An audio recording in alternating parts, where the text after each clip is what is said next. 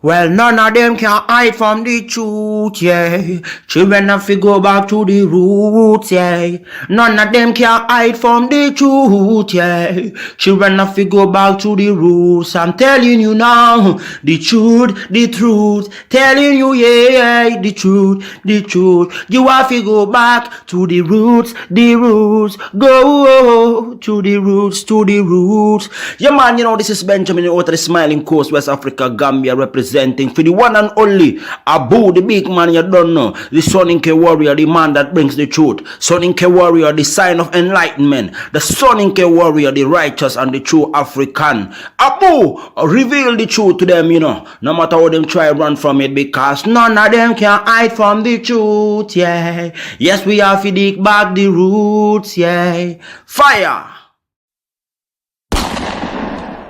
Subscribe now.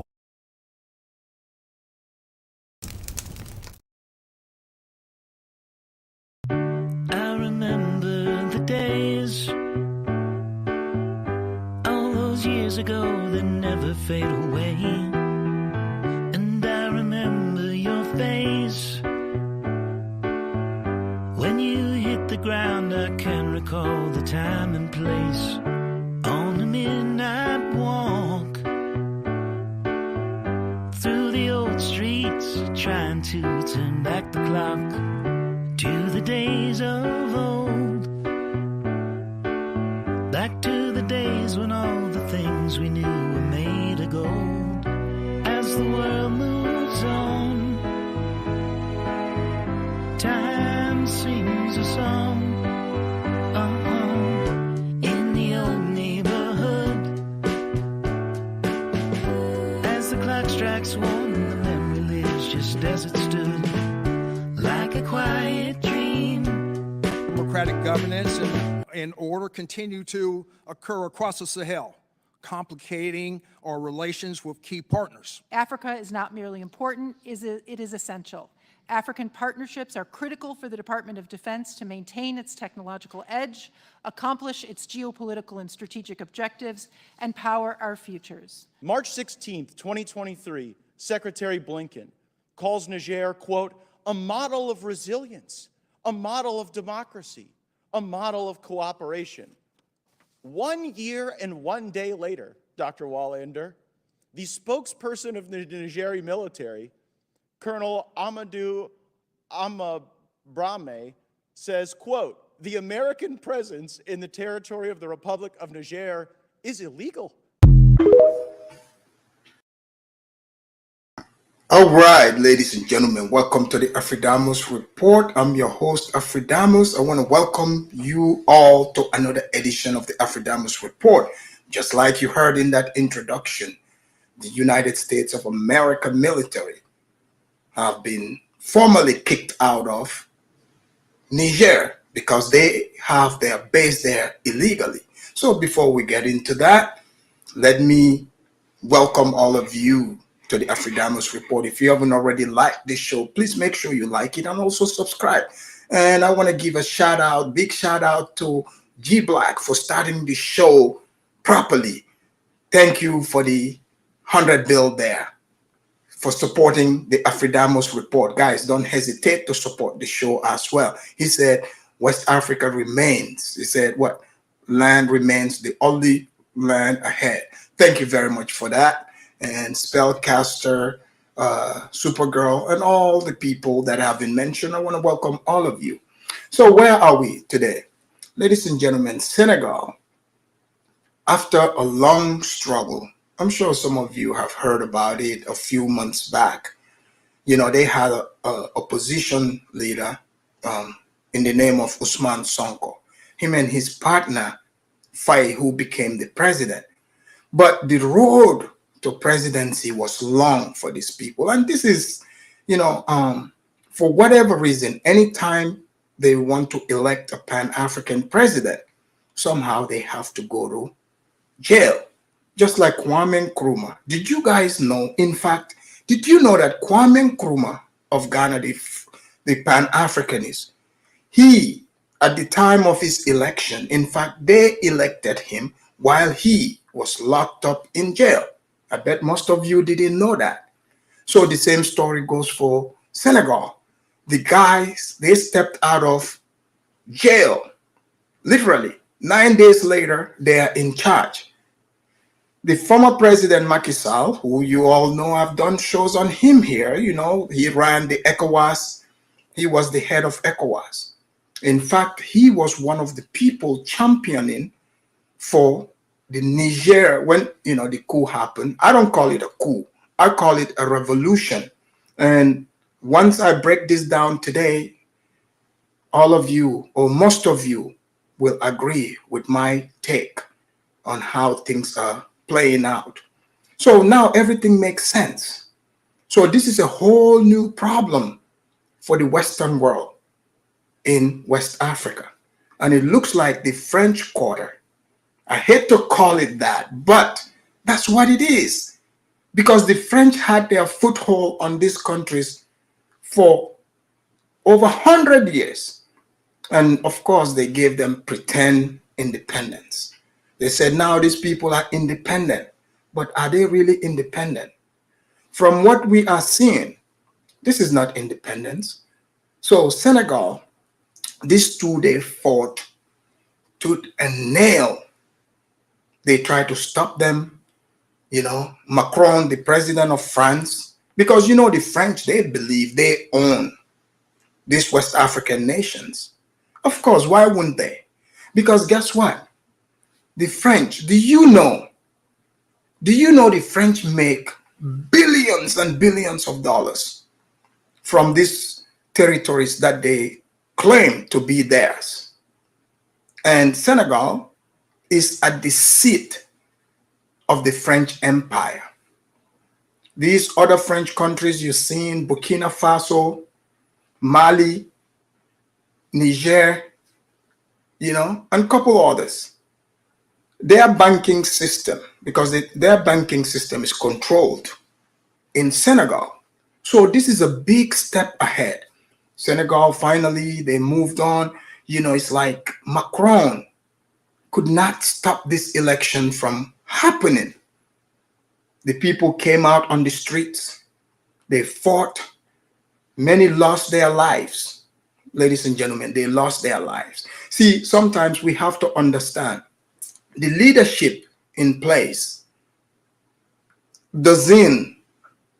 is not in line with the people themselves. Do you guys know that?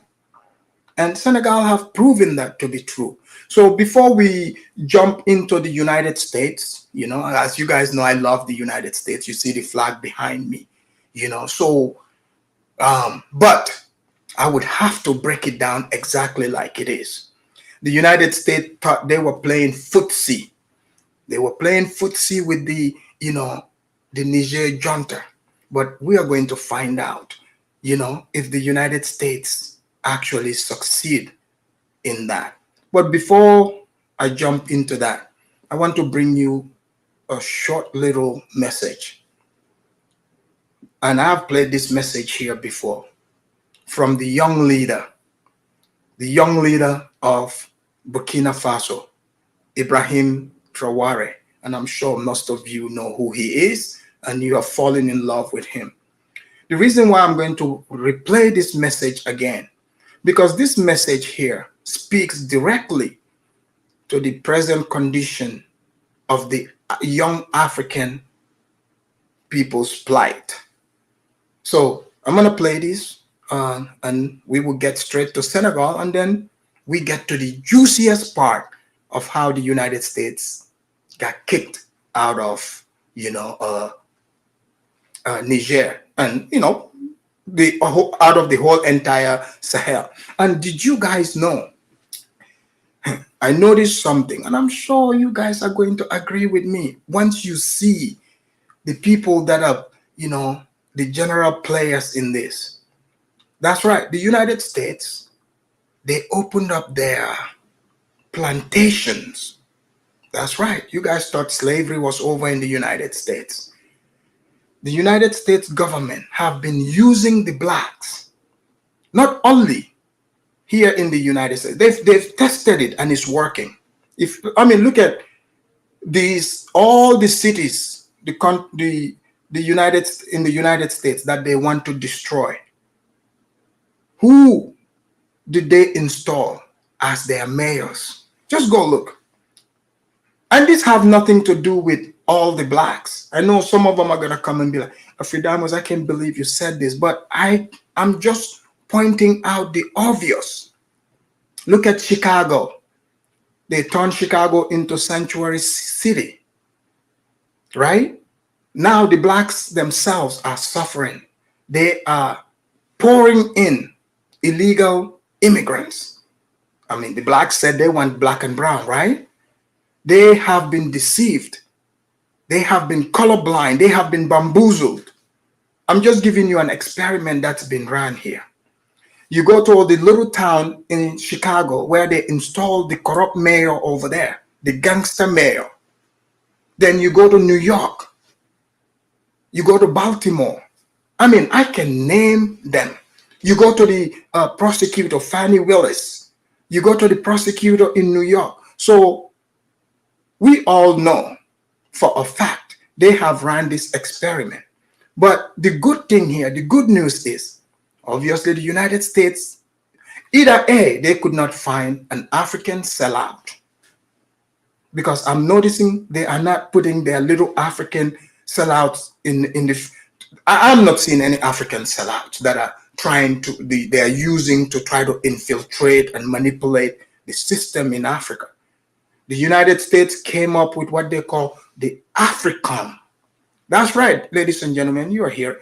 African. What does that even mean?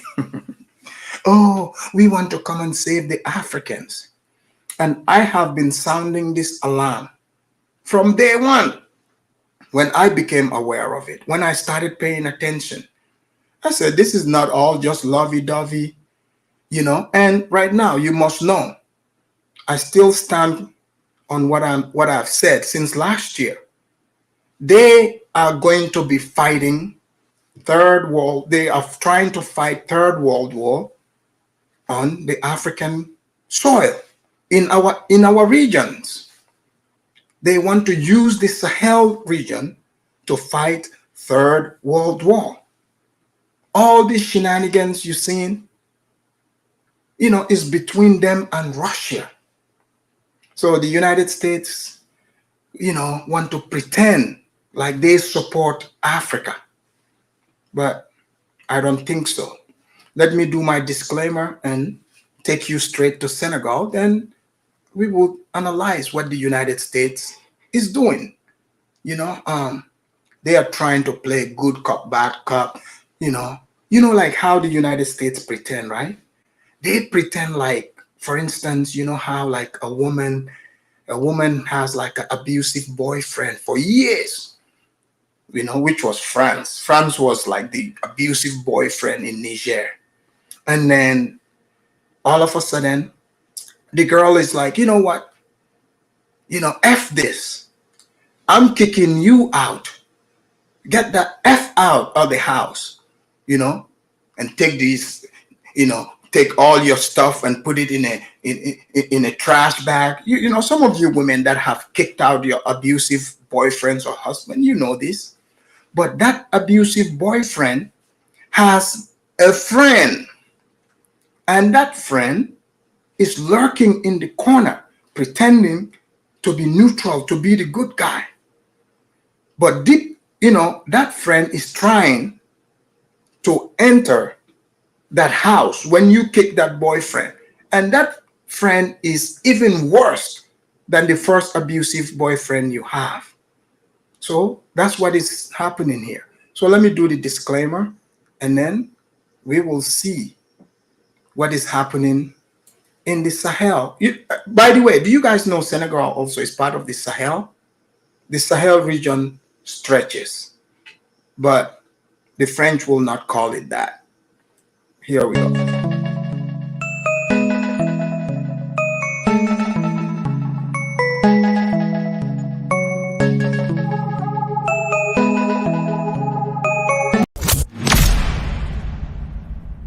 And doubts as to whether Senegal's presidential election would actually take place before the end of President Macky Sall's term on April 2nd, The election was held on March 24th without any major incidents and in a transparent manner. A few hours after the polls closed, partial results were already pointing to a first-round winner, Bassirou Diomaye Faye, the candidate of the most outspoken opposition to the incumbent government and second in command of the African Patriots of Senegal for Work, Ethics and Fraternity Party, also called PASTEF. Released from prison just 10 days before the election after 11 months in pre-trial detention, the 44-year-old former tax inspector will be the youngest and most unexpected president in the history of independent Senegal. He will be the continent's youngest serving president when he takes office. And that's right, youngest elected president in Senegal. And yes, Eric Rude Boy, you're correct. He has 2 wives. And I know some of you are going to be jealous. You know, you wish you can, pull off what he's pulling off. 2 wives is not for everyone, okay? Because this man has proven his track record. What man at 44 do you know that will have 2 wives and still alive and able to run a country? So if this man is not qualified to run a country, I don't know who is. In fact, this man, we should encourage him to get 2 more wives. 2 more wives. But let us continue here. And also the first polygamous president. Here is our covers report.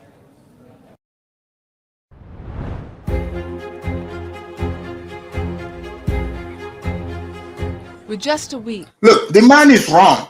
He said he's the first polygamous president. That's not true. The Gambian president have 2 wives and he's been in office for years now.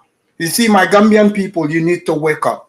Do you see how the news doesn't even count our president having 2 wives? Do you not see this? It means they are saying the Gambia is irrelevant. Our president has 2 wives. So they're not even counting him. Now this young Senegalese guy comes. He's got 2 wives. They're like, he's the first polygamous president. That's not true. This is why I'm here to set the records straight. Okay? So, but let us continue. And his friend, Usman Sonko, the one that he led the revolution with, he has 2 wives too. And we haven't heard any scandals. Any scandals. But here in the United States, we would hear politicians who's got 1 wife and 10 mistresses. Which one is worst?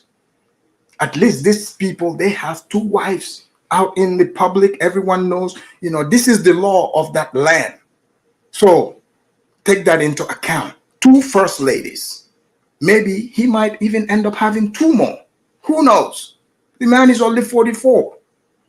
To woo the voters, they used the short campaign period to their advantage. Before that, Bassirou Diomaye Faye and Ousmane Sonko were incarcerated by the incumbent president, Macky Sall. Sall only ordered their release after pressure from the country's court. When voting approached, all the candidates, including President Sall's pick Amadou Ba, an only female candidate, Anta Babakar, cast their ballot in an election regarded widely as a hot contest. Within hours of the polls closing and ballots being counted, the country's election commission declared a winner.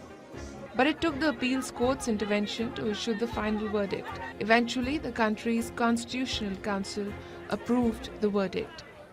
Bassirou Diomaye Faye, 2,434,751 votes. No reservations or objections were raised during the work by the members, all of whom agreed on the data and values adopted. Faye's supporters celebrated on the streets even before their candidate was declared winner. The little-known 44-year-old opposition leader became leader of a country that is considered West Africa and indeed the region's bastion of democracy.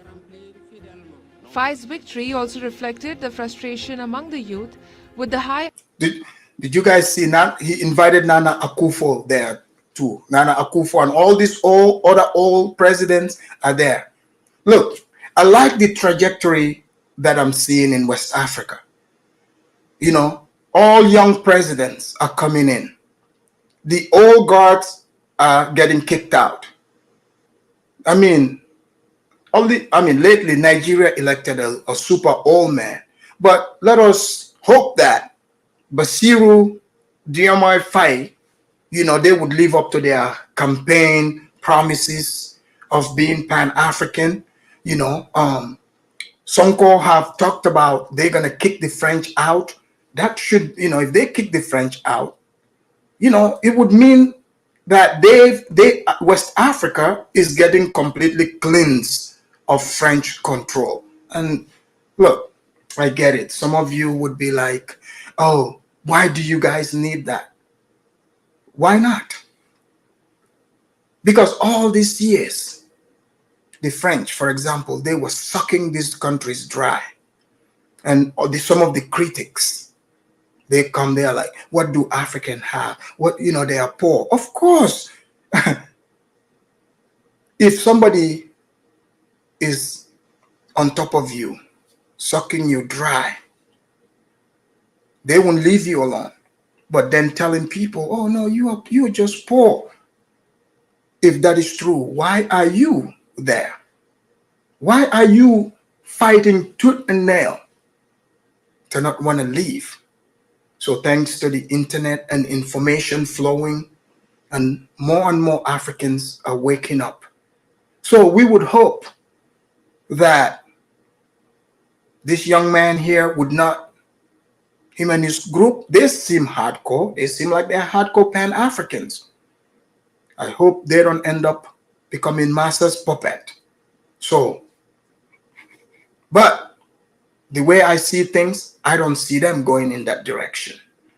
Shout out to the Senegalese people for making the right choice.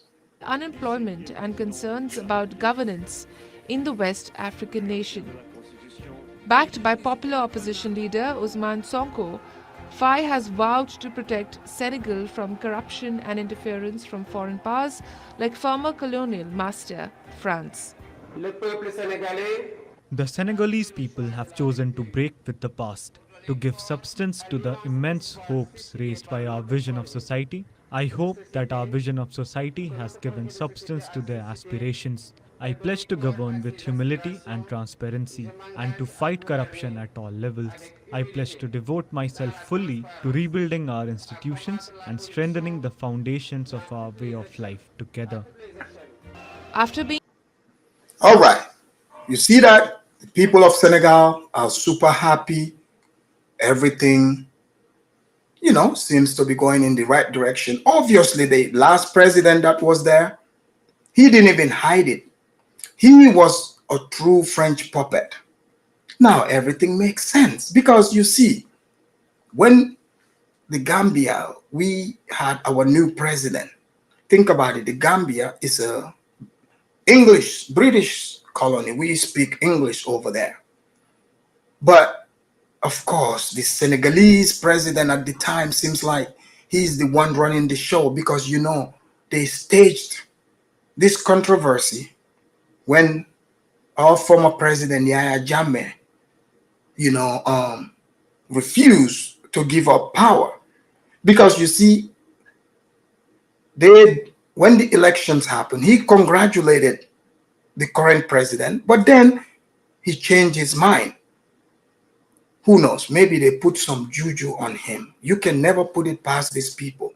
Maybe they put some juju on him to get him to call and publicly say, I accept it. But then when the juju left his mind, he started seeing things clear. He's like, oh no, something is fishy here. But it was too late. So, you know, yeah, Jammeh's like, look, this election is not fair. I'm not going anywhere. And then Senegalese president Macky Sall was like, nah, man, look, we would bring our military in. They got the Nigerians, you know, pretty much ECOWAS, just like they were doing to Niger. Of course, it's easy to go and take over a place like Gambia. It's a small country, small military. You know, they can just come take over. So, long story short, they sent Senegalese troops there. and they are there still. So obviously the man owes everything, his power, to the former Senegalese president. But now that that Senegalese president is gone, there might be a little problem there, right? So I hope it's all peace and dandy, everything would go well. But let's hear what Ibrahim Traore, the message he gave to young Africans. In advance to the elders, which I might offend with what I'm about to say. I've been tasked by my generation to inform you of the following. They are forced to take to the sea to reach Europe, and they die in the ocean. But that from now on they will not go drown to their death. They will come to our palaces instead to demand their daily bread. As for Burkina Faso, we have been faced for the past 8 years with the most barbaric and violent form of neocolonialism and imperialism. But I would like to finish by saying that we must pay tribute to our people who fight and struggle.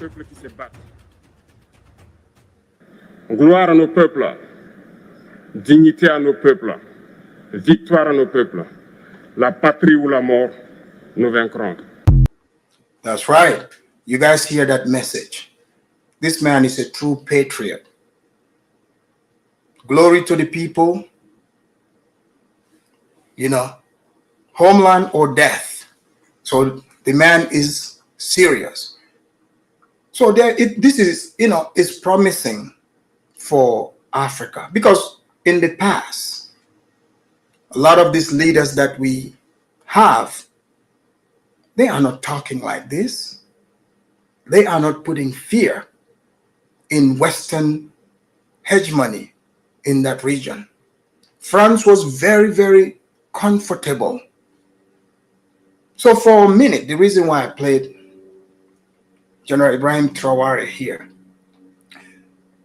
because Burkina Faso have been, you know, struggling with French control over their nation, sucking their country dry, depleting their resources, running businesses without paying taxes. You know, they had puppet president after puppet president until this man, you know, took over. So far, he stood his ground and he is not backing down. While we are dealing with that, here comes Niger.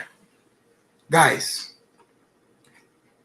you saw the controversy when Niger took over, when General Chiani kicked out Bazoum. You guys remember Bazoum, the light skin guy? You guys know this. It's always they either bring the light skin or the Negropeans, the black Negropeans. Speaking of the black Negropeans, the United States of America, when the coup took place, I would say the revolution took place in Niger, you know, the United States was acting a bit strange. What do I mean by strange? They refuse to say this is a coup. I was very shocked by that, because you would think the United States is friends with the French, but I knew they were playing good cop, bad cop. You know, the United States is looking at it this way. Okay, we got the bigger military, bigger country. Why should the French, you know, eat up all the food on the plate? So they saw it as an opportunity. But you see, prior to that, Bazoum, the light-skinned president that they ousted, you know, because just because you're the president doesn't mean you are the owner of the country. And that has been proven. So, you know, when Bazoum, who knows if he even won, you know, the whole time we were over, they're like, oh, the French are here, they want to help fight the terrorists. Guys, where did these terrorists come from? Who is sponsoring these terrorists? That's the question we should be asking. But oh no, people weren't asking this. They just say, oh man, look at these people, they are fighting, they are starving. But yet these terrorists, quote unquote, they look like ordinary villagers, but they have sophisticated weapons. So it seems like, when they brought French troops, they invited them to the Sahel region. The terrorists just keep getting stronger and stronger. Gee, I wonder why. Isn't the French one day supposed to be fighting the terrorists? But the terrorists started getting stronger. The same thing was taking place in Mali. So all in the Sahel region, Burkina Faso, all those countries got destabilized. Guys, let me tell you something. The Niger, the border stretches all the way to Libya. Who destroyed Libya? Wasn't it the United States, France, like the NATO? But the United States led the bombing. They went in there. They said, oh, Gaddafi was killing his people. They bombed the country. They looted the country of their gold, everything. Rumor has it that when Gaddafi was trying to introduce the gold dinar, you guys, like the money to be backed by gold, because you do realize the United States, the money is not backed by anything. It's fiat currency. It's backed by the military because they are the superpower.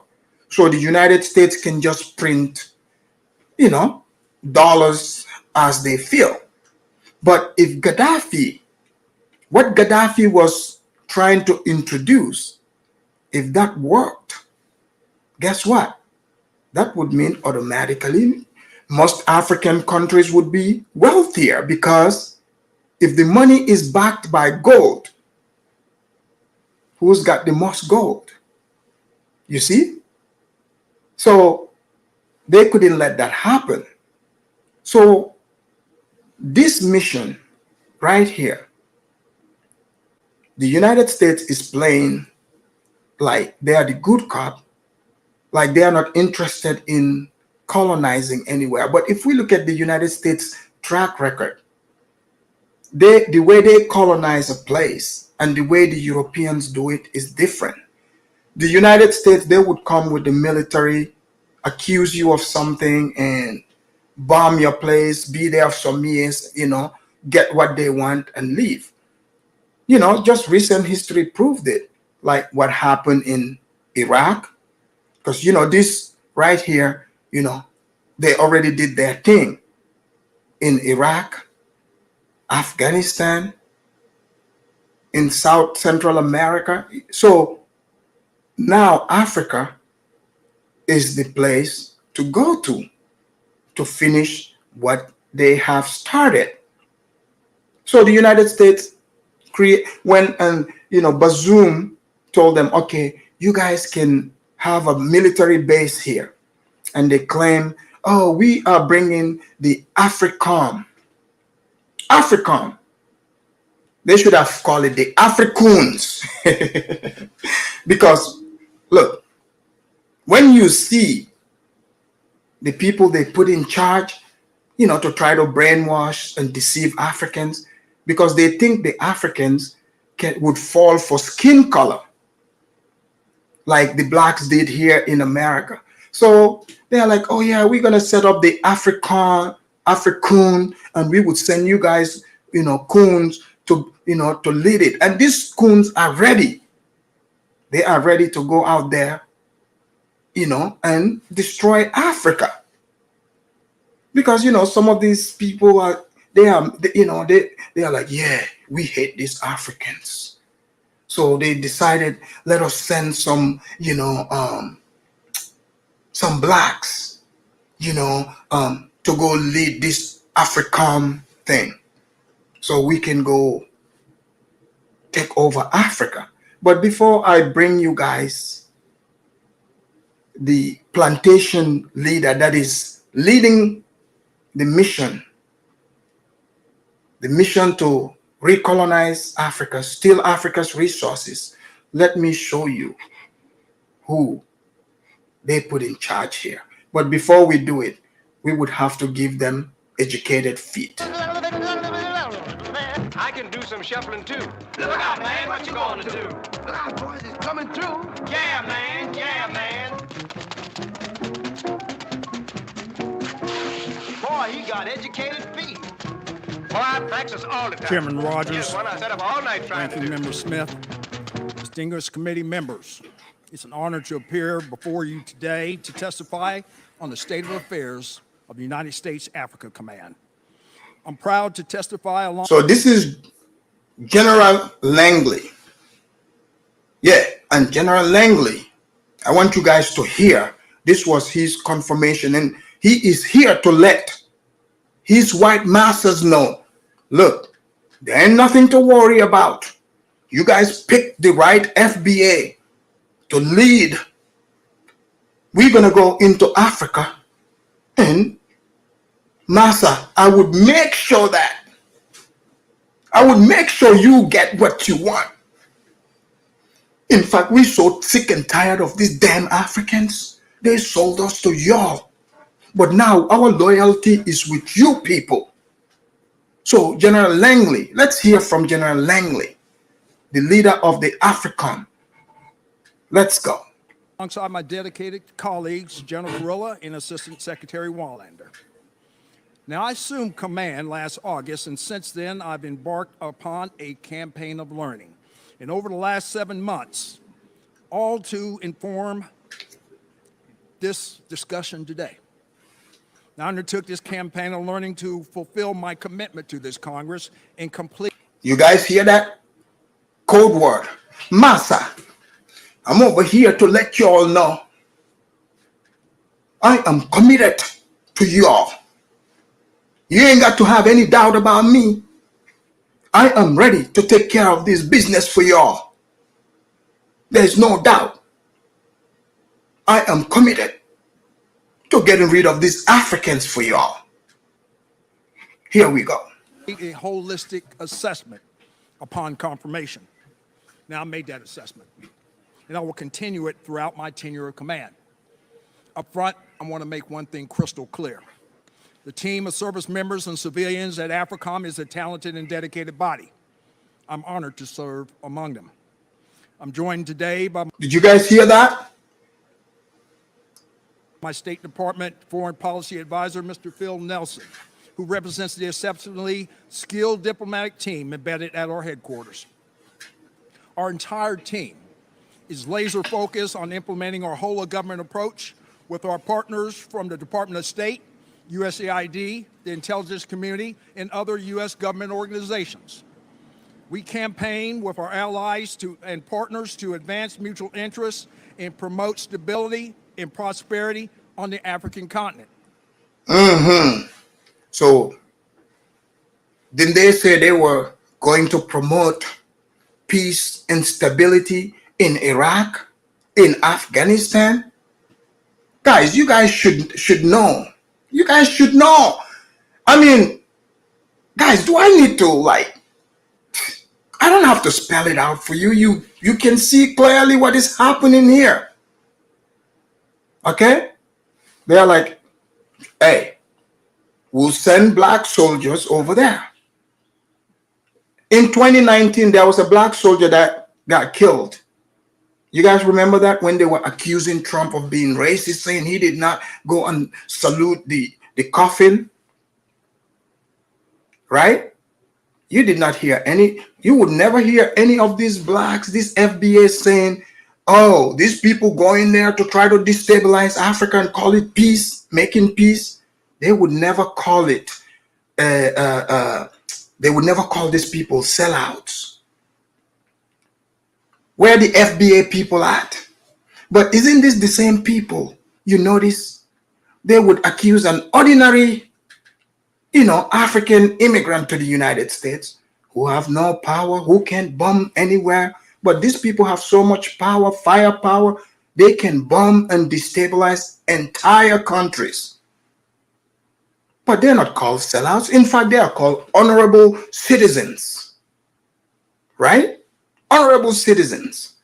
That's what they are called. But then they want to come and tell you about white supremacy. Who is the tool of white supremacy?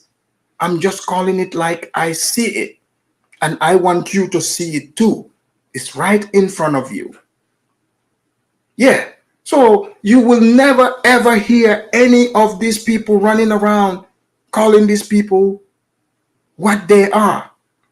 They are happy to serve white massa, white supremacy. I mean, guys, let's be real. What these people are doing, if we are saying the French are white supremacists for doing what they are doing in the Sahel. What is the United States doing over there?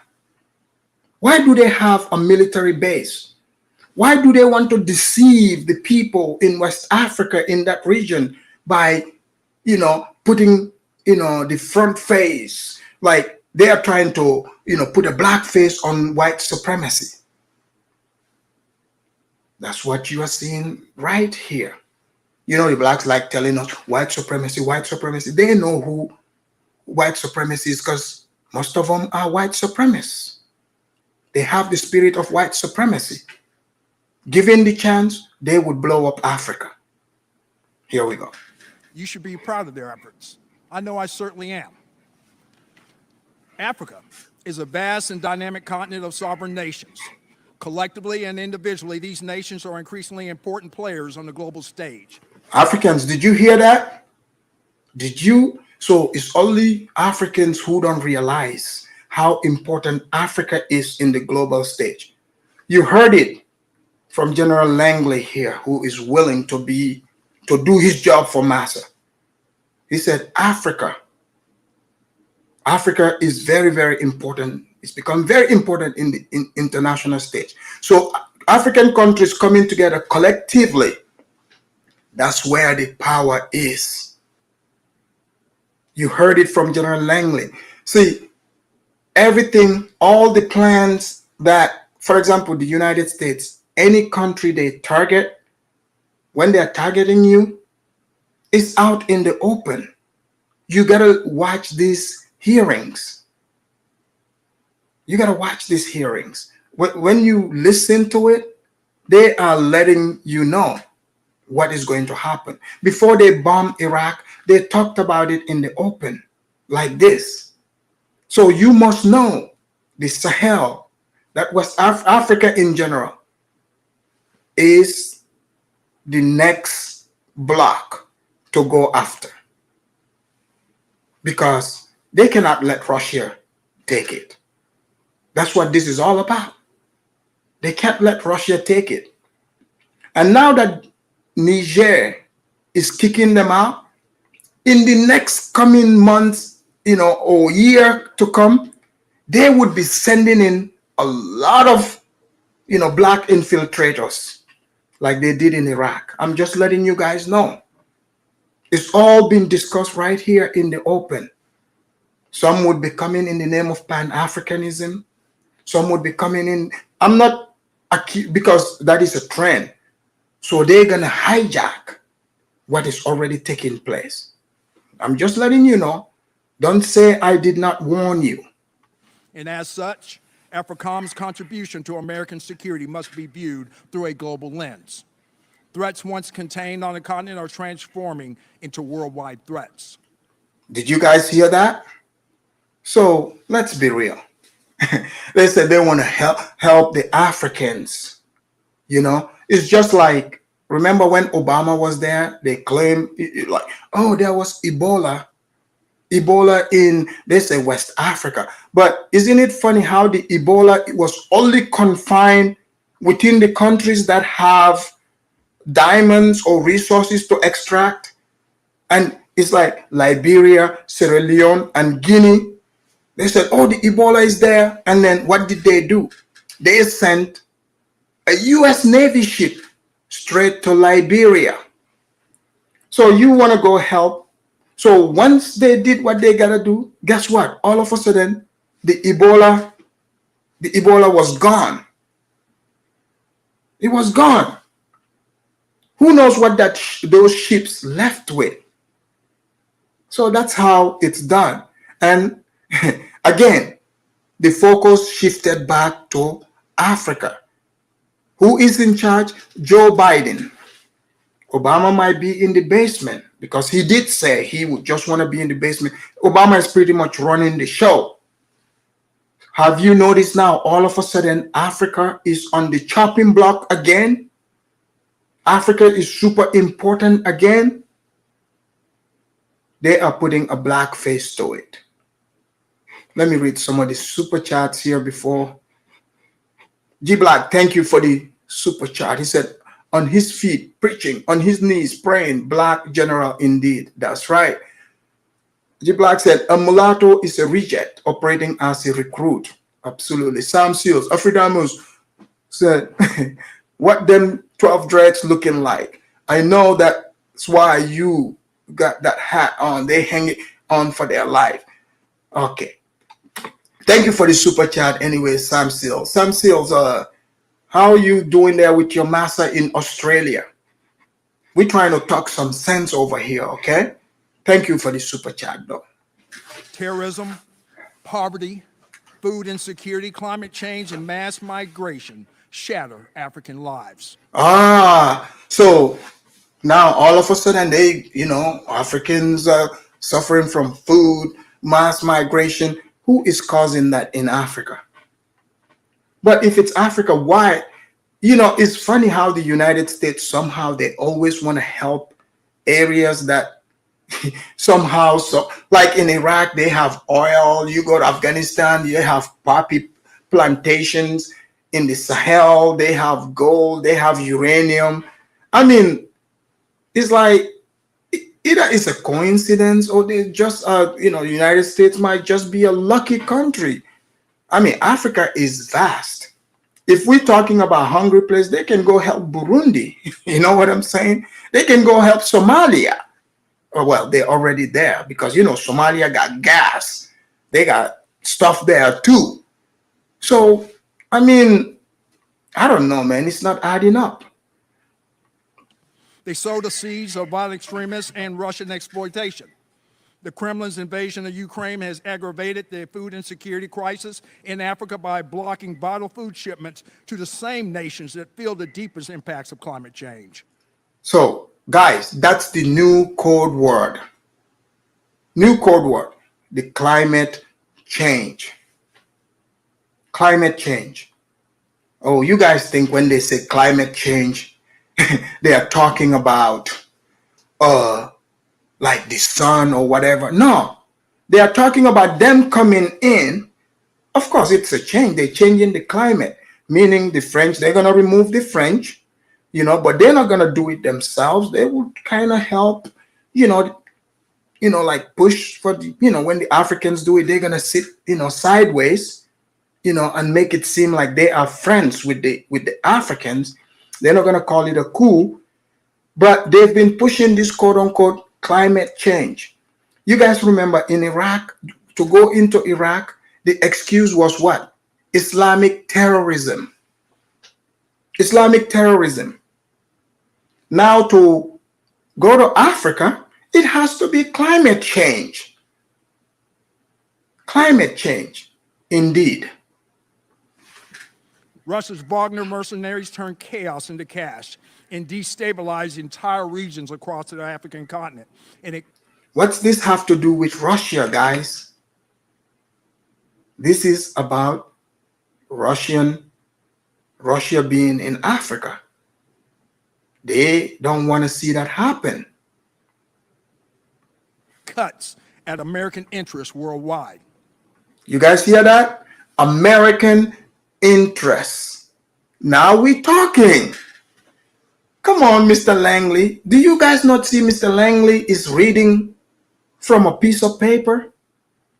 We get it. This is not his own words. He walked in, or they sent him the email. They're like, memorize this when you come. You read this to them good white folks in front of you.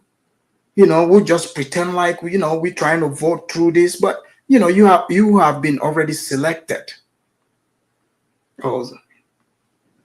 The expansion of Middle East-based violent extremist groups such as ISIS and Al-Qaeda, including the biggest franchise of Al-Shabaab, threatens American lives.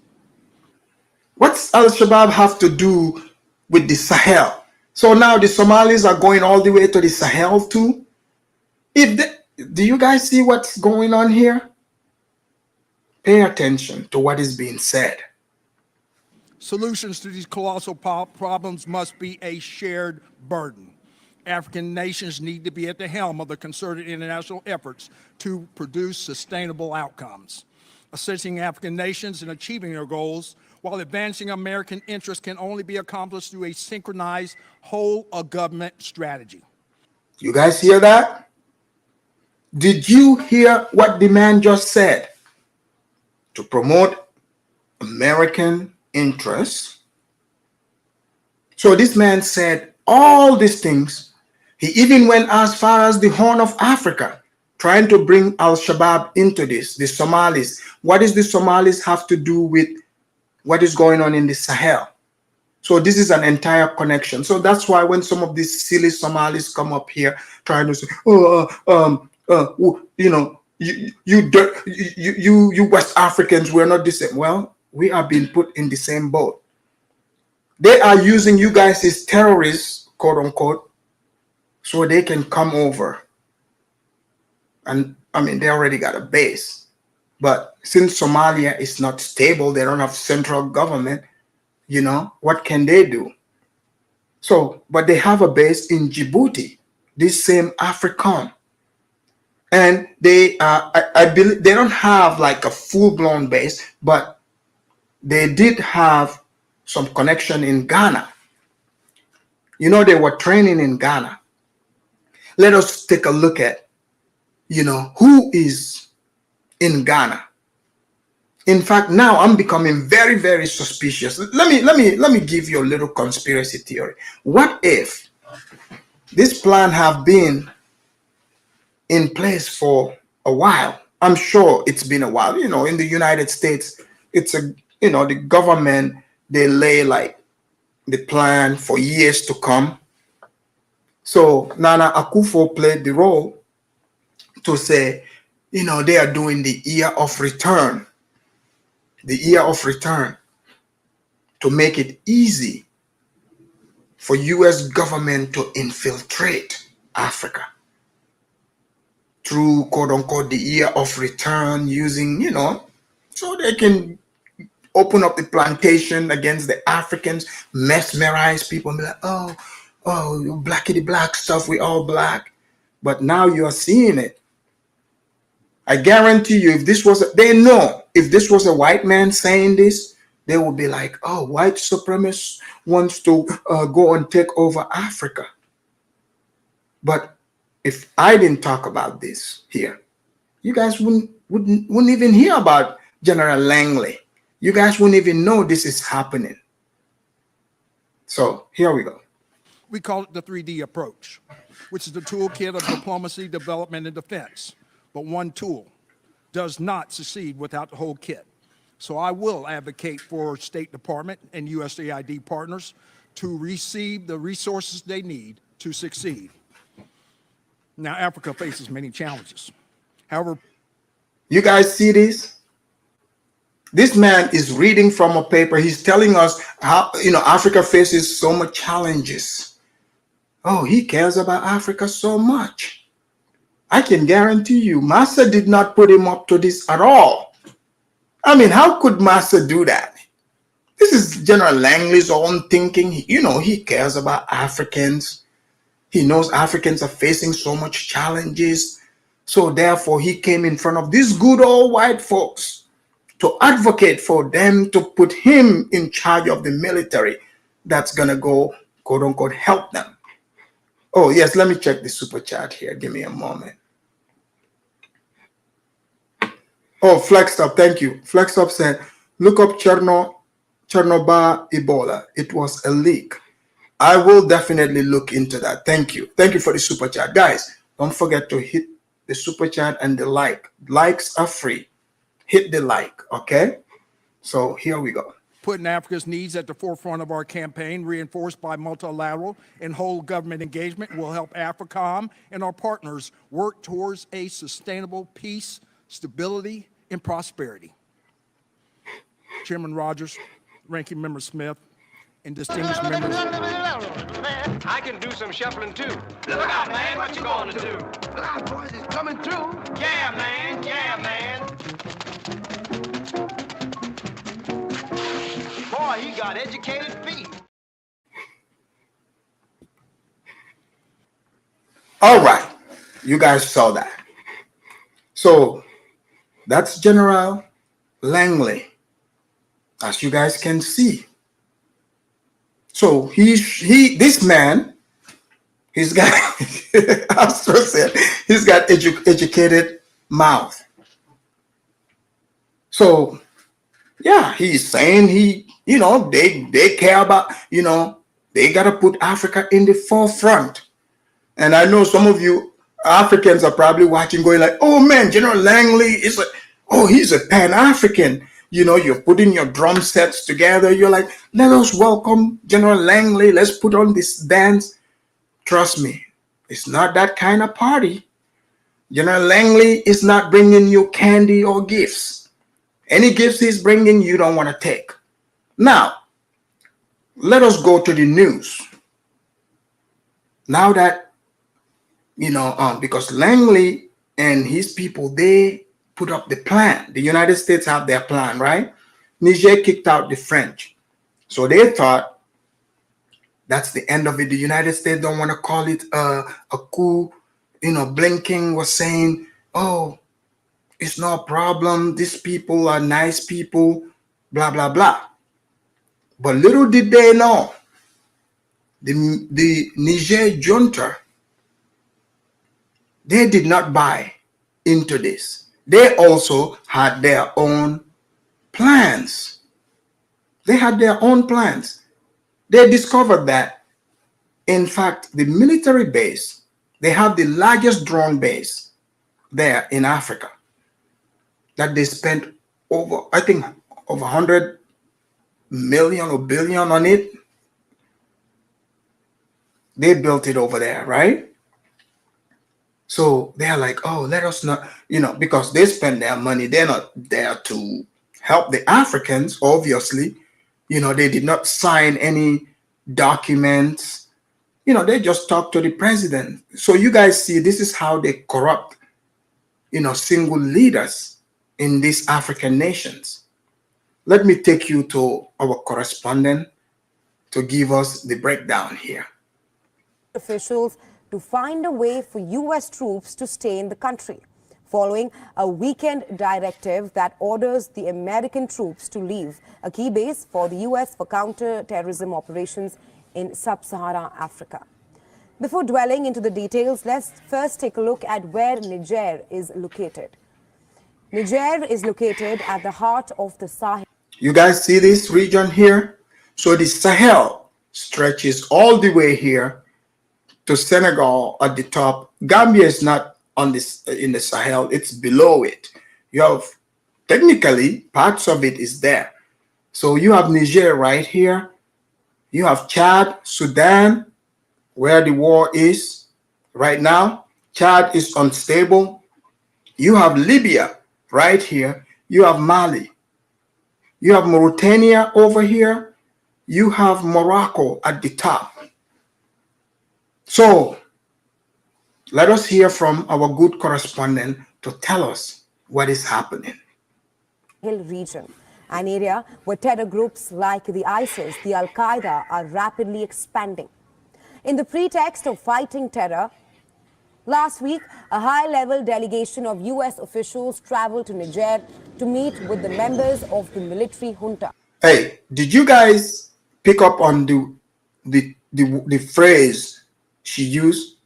Under the pretext of fighting terror. It means they are pretending that they are fighting terror, but are they really fighting terror? So here we go. According to Pentagon's deputy press secretary, the U.S. officials had a lengthy and direct discussions with the junta officials there. The discussions were also in part spurred by concerns over Niger's potential ties with Russia and Iran. It remains unclear what prompted the junta's decision to suspend military ties with America. But following the meeting between the American officials and the junta members, the junta spokesperson said U.S. flights over Niger's territory in recent weeks were illegal. For several weeks, the Nigerian government has noted illegal activities involving flights over its territory by American aircraft, which are likely to raise questions about the sincerity of their partnership and the relevance of maintaining the military cooperation agreement imposed by a note verbally. In view of all of the above, the government of Niger, taking into account the aspirations and interests of its people, decides with all responsibility to denounce with immediate effect the agreement of relating to the status of United States military personnel and civilian employees of the United States Department of Defense in the territories of the Republic of Niger.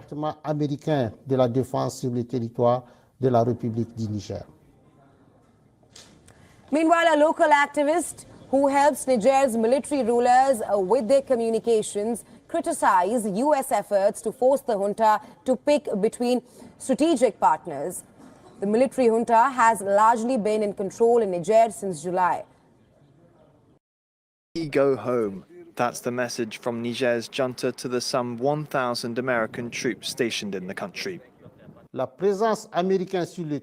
American presence on the territory of the Republic of Niger is illegal and violates all the constitutional and democratic rules. Niamey's decision to tear up a military cooperation agreement signed in 2012 follows a coup d'etat last July. With softer diplomacy than France, the United States didn't call it a coup until months later.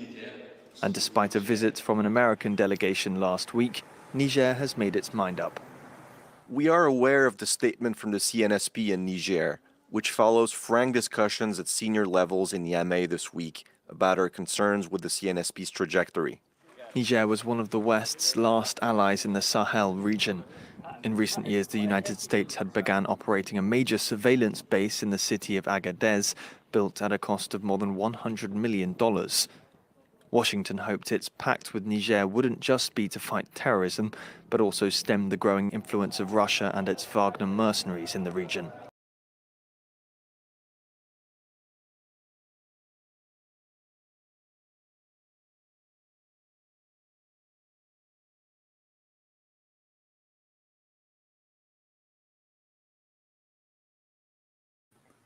Oh, guys, as you can, the link is in the chat. Feel free to hit the link and join the conversation.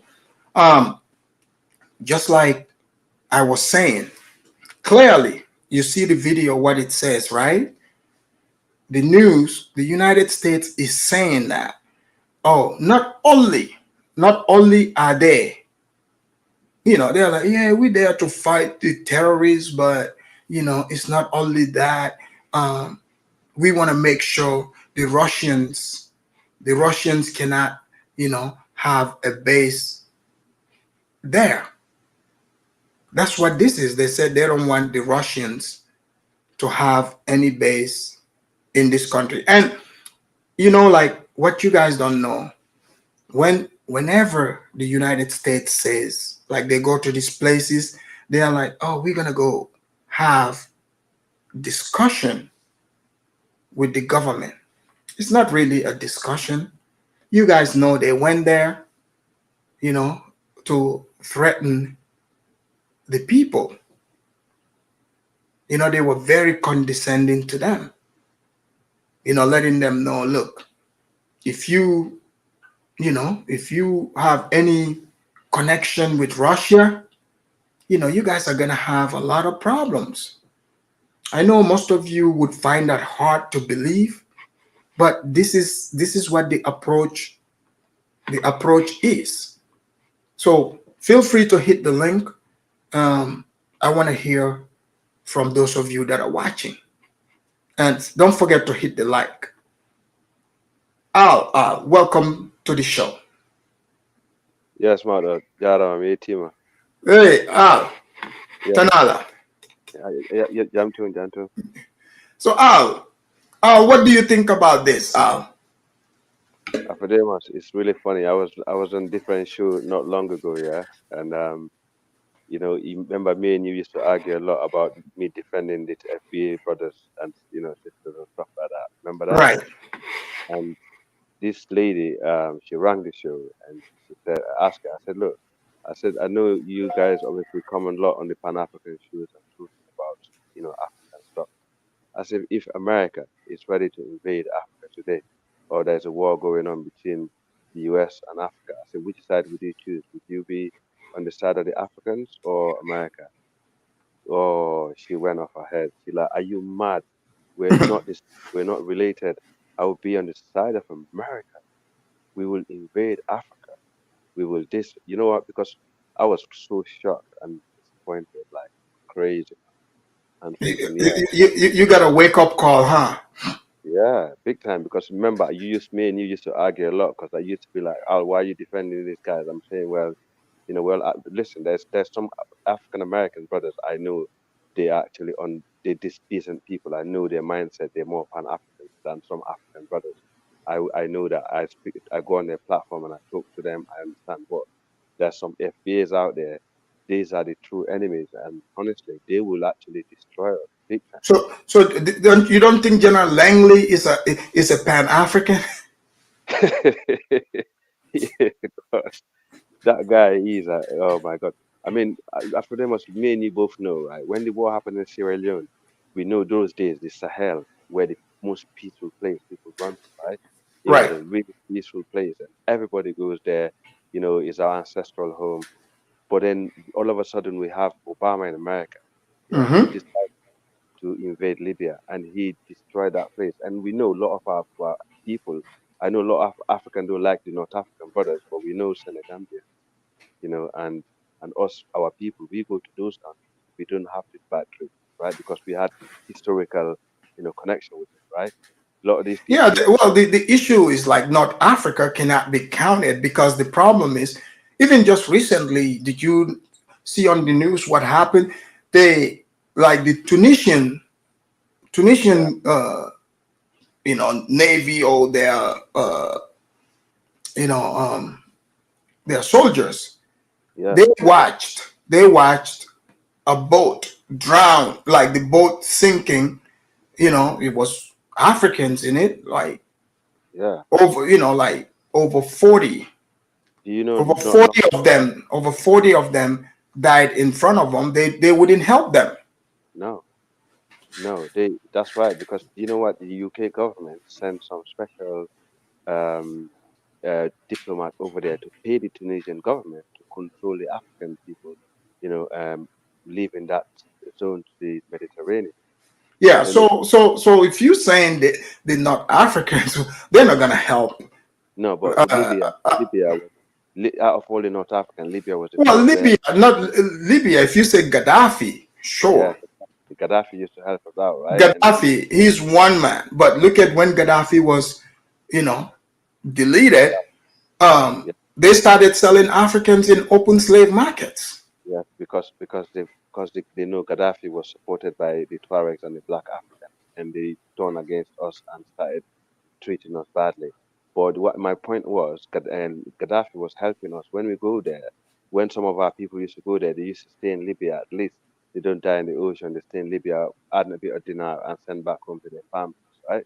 But basically, what they did is because they realized this is the only North African state that helped Africans, obviously via Gaddafi.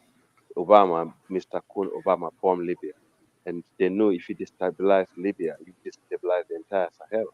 And that's exactly what Obama did. I think Obama is the worst thing that ever happened to the black race in the modern days. The guy needs to be stopped. He's actually, he's the Obama is this agenda have been written He is just the face that is put in front of it. Just like we saw General Langley here. You think General Langley didn't write that speech? Yeah, they're just workers. They're just yes men. You know, they just Yeah. do what masses ask them to do. That's the reality. Yeah, General Lang. What do you think about Senegal having the new leader, youngest elected president? I mean, in the continent. Didn't you think there's a deal going on between Macky and Faye? Because Faye was in prison not long before he became president, right? Right. There's no way Amadou Ba would have won that election after Macky Sall. People would not tolerate that, right? So I reckon he probably had a little deal with him and said, "Listen, man, you can take over, but let's just leave things as it is." And I reckon that was something like that on that, based on my own, that's my own opinion, by the way. But I think it's a great thing. It's one of the best things that ever happened, for us in our days to see a young guy like that with two wives. Ali looks like you want two wives too. Oh yeah, be careful, man. She's sleeping in it, fam. Might wake up in a minute. Oh man, Al, I thought you were the man.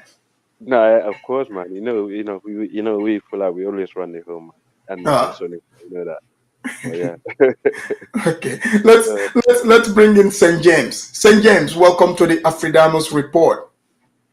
Thank you for having me on this beautiful Saturday, man. Appreciate it. Hey, no problem. St. James, I hope you were watching, So you see Senegal elected their young president, and also what is, like Niger kicking out the United States out of not just Niger, because this is big, they're getting kicked out of the, Sahel region.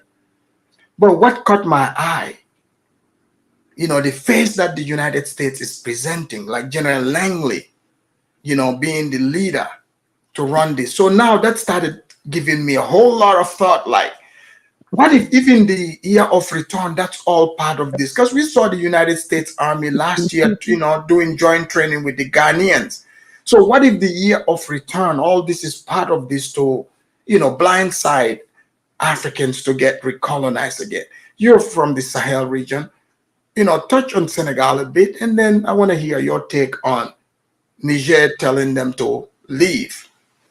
Yeah, thank you. To begin with the conversation, well, Senegal, for the Senegalese people, I'm very happy. They finally, got what they wanted. The guy is very young, and and you know, they're fighting for the people of Senegal. I'm hearing a lot of people talking about democracy won. I don't think this is democracy. I think the people of that country won.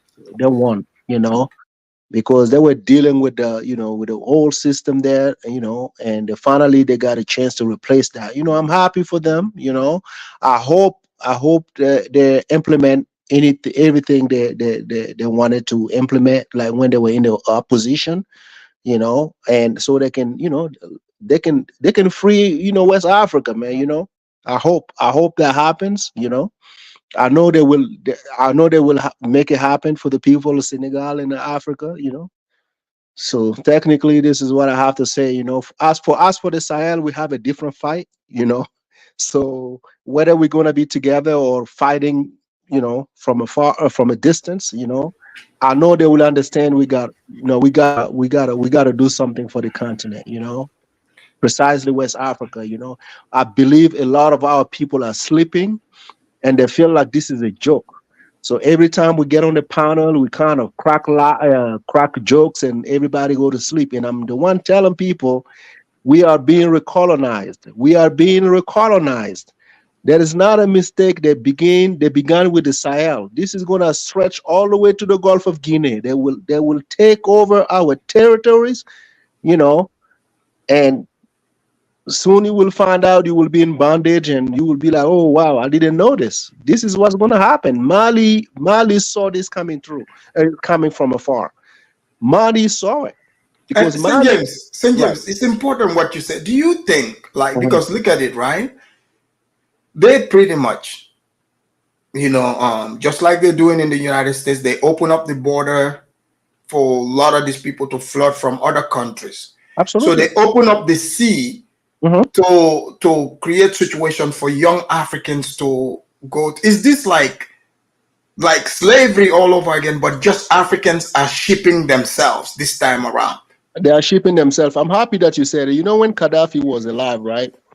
Gaddafi was paying the African immigrant to come back, to go back home with money to invest. He was giving them capital to return to their homeland to invest, instead of crossing to Europe. Gaddafi was doing that. So Gaddafi was doing a lot. So when they were prosecuting Gaddafi, most of our president, like in the Sahel, we told the Europeans, we told the Americans, you take out this guy, is going to be a problem. Guess what happened? No one listened. No one listened. Now they're coming back talking about, yeah, we worry for these people. I'm like, dude, seriously, who are you trying to sell this to? Us? Maybe they're trying to sell that to the American people, not the Sahelians. We know. We already know if taking out the leader of Libya, this is what's going to happen. We already told that. We already said that many times to you. It's going to happen. So no one listened. Even Obama, there was a meeting between the president, not Bazoum, the other president before Bazoum, with Obama. He made it clear to Obama. He made a plea to Obama. Please don't do this. You know, I know you don't like the guy. If you can work with us. You know, the guy's already ready to leave his country.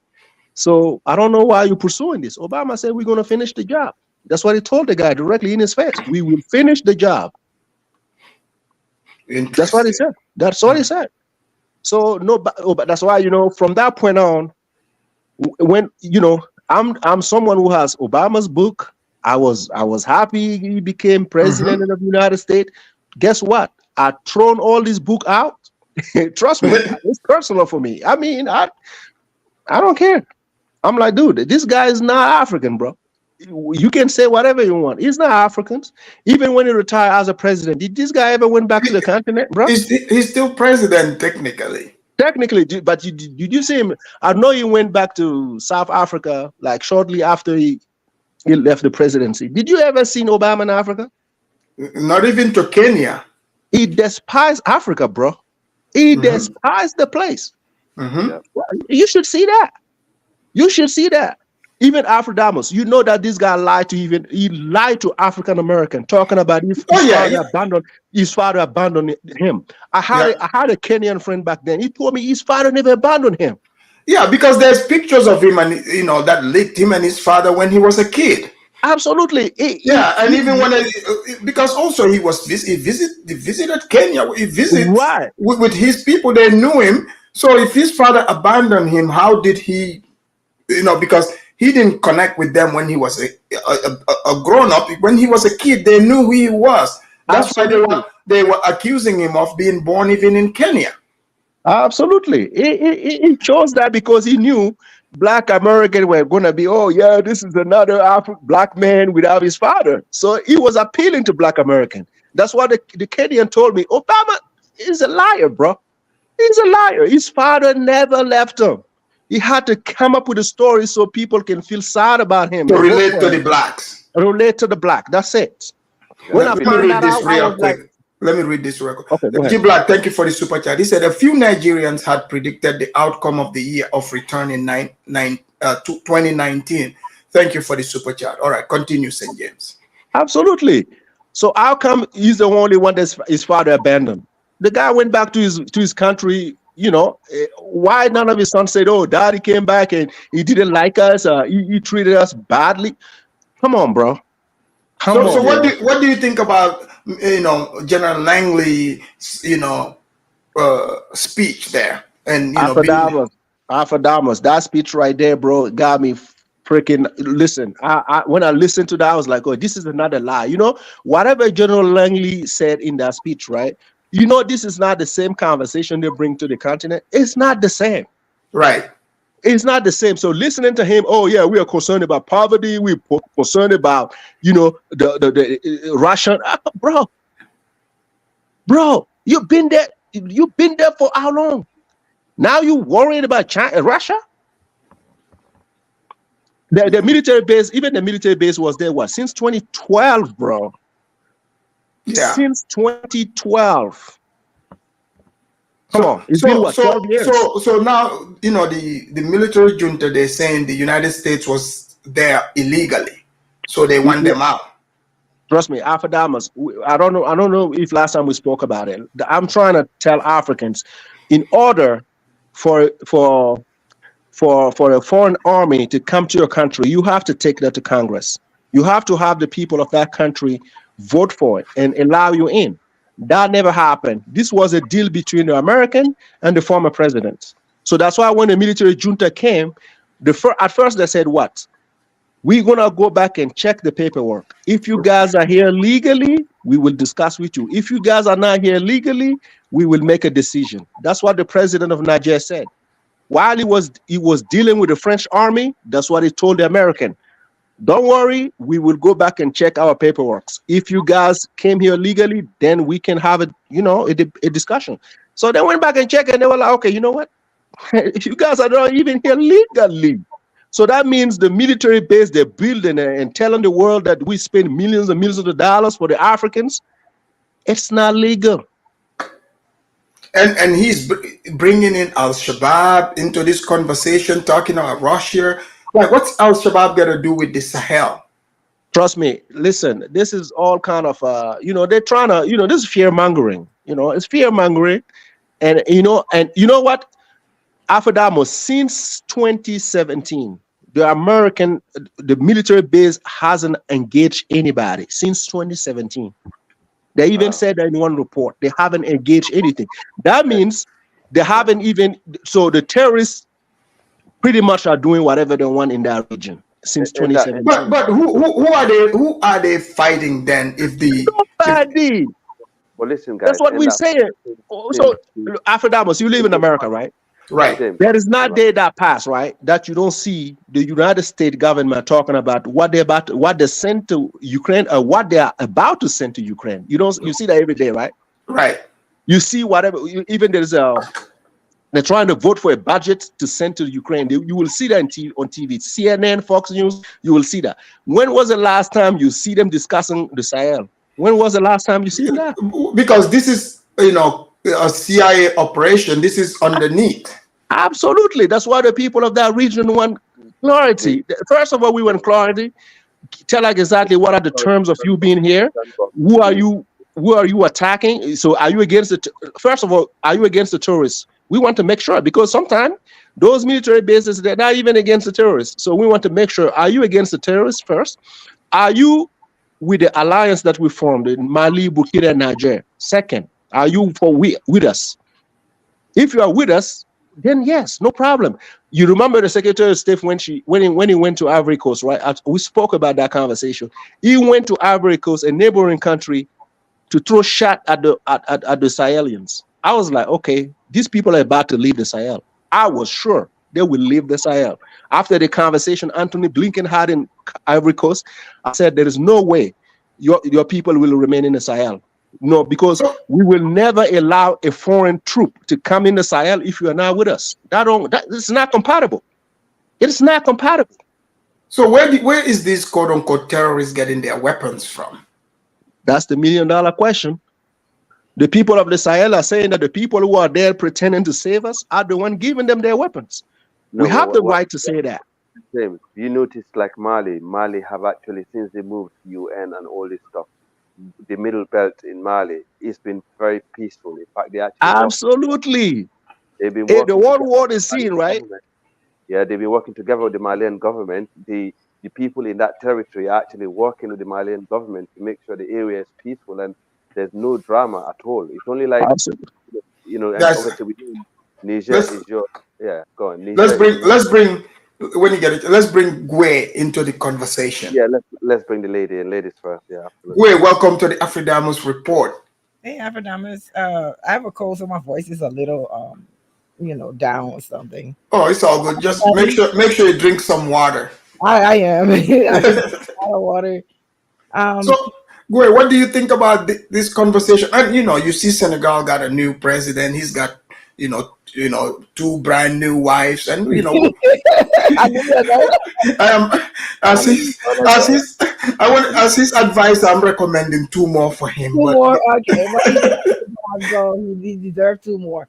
But what I would say is, I hope he's there for the people. That's my first thing for any African leader, that right, they're actually there to actually make a change in the people's life, and hope that they care about their own people, because nobody else is going to care about them besides us, you know. So, but Ghana, I don't trust Ghana. I don't trust the Ghanaian. I mean, I don't trust the Ghanaian president. Let me put it that way. you don't. So you think the year of return was all part of this? The Ghanaian president is a puppet. He is not for Africa at all. I don't see Nana Akufo as somebody who is in support of African first, instead of, wherever America pay me, that's what I'm gonna do. A lot of them that claim to want to be Pan-African and all of this stuff, they're not like Pan-African like how Thomas Sankara was. They, most of them is like the term have watered down, and they don't really have the true meaning or operate in the true form anyway. Well, since he invited the blacks, we knew he's fake. Yeah, well, yeah, I mean, yeah, yeah, because he invited the blacks in. We're like, Nana Akufo, what is going on here? Right. And like since when did America help anybody for free? Like, anybody who has lived in America, it don't take you to live here for a decade to realize that America doesn't care about anybody but themselves. That's right. It. They don't do anything for nobody for free. By the time you see America attacking any country, you know for a fact there's something in that country that they want. So that's the first thing you go after. What are the minerals in that country that they are claiming that there's terrorists there now? They're claiming that there's all this stuff there now. We never heard any of this stuff. Just all of a sudden now there's terrorists in West Africa, and we haven't heard about it. The only terrorist group that we've heard so much about is Boko Haram in Nigeria. But other than that, you haven't heard any of the other terrorist group that they name me. The one for Somalia. How come now they're in West Africa? So you know that there's something they want. And the fact that Russia and Africa is working together, they don't like that. So that's why they want to force African leaders to, do what they say. And if you don't do what they say, you know what comes next, because they got the biggest military in the world. They just can't blow up your whole country, kill everybody, and then turn around to America and tell the people, oh, there were terrorists there, so we had to kill them. The people in America don't really care about anybody else outside of America. So, they don't really going to feel sorry or feel bad that America blow up a whole nation, kill a bunch of innocent people. So we already know that. I don't know when Africans are going to wake up. But wait. You know what shocked me? Because you see that General Langley. Oh my God. That General Langley, the blacks are not calling him a sellout or a tap dancer. Or imagine if he was a white man, they would say he's a white supremacist. But what if the man reading the paper for the white supremacists? That's exactly what he's doing. Like, you think he's saying those things by himself? No. They have prepared and gave him what he's supposed to say. And how does America usually go after each country?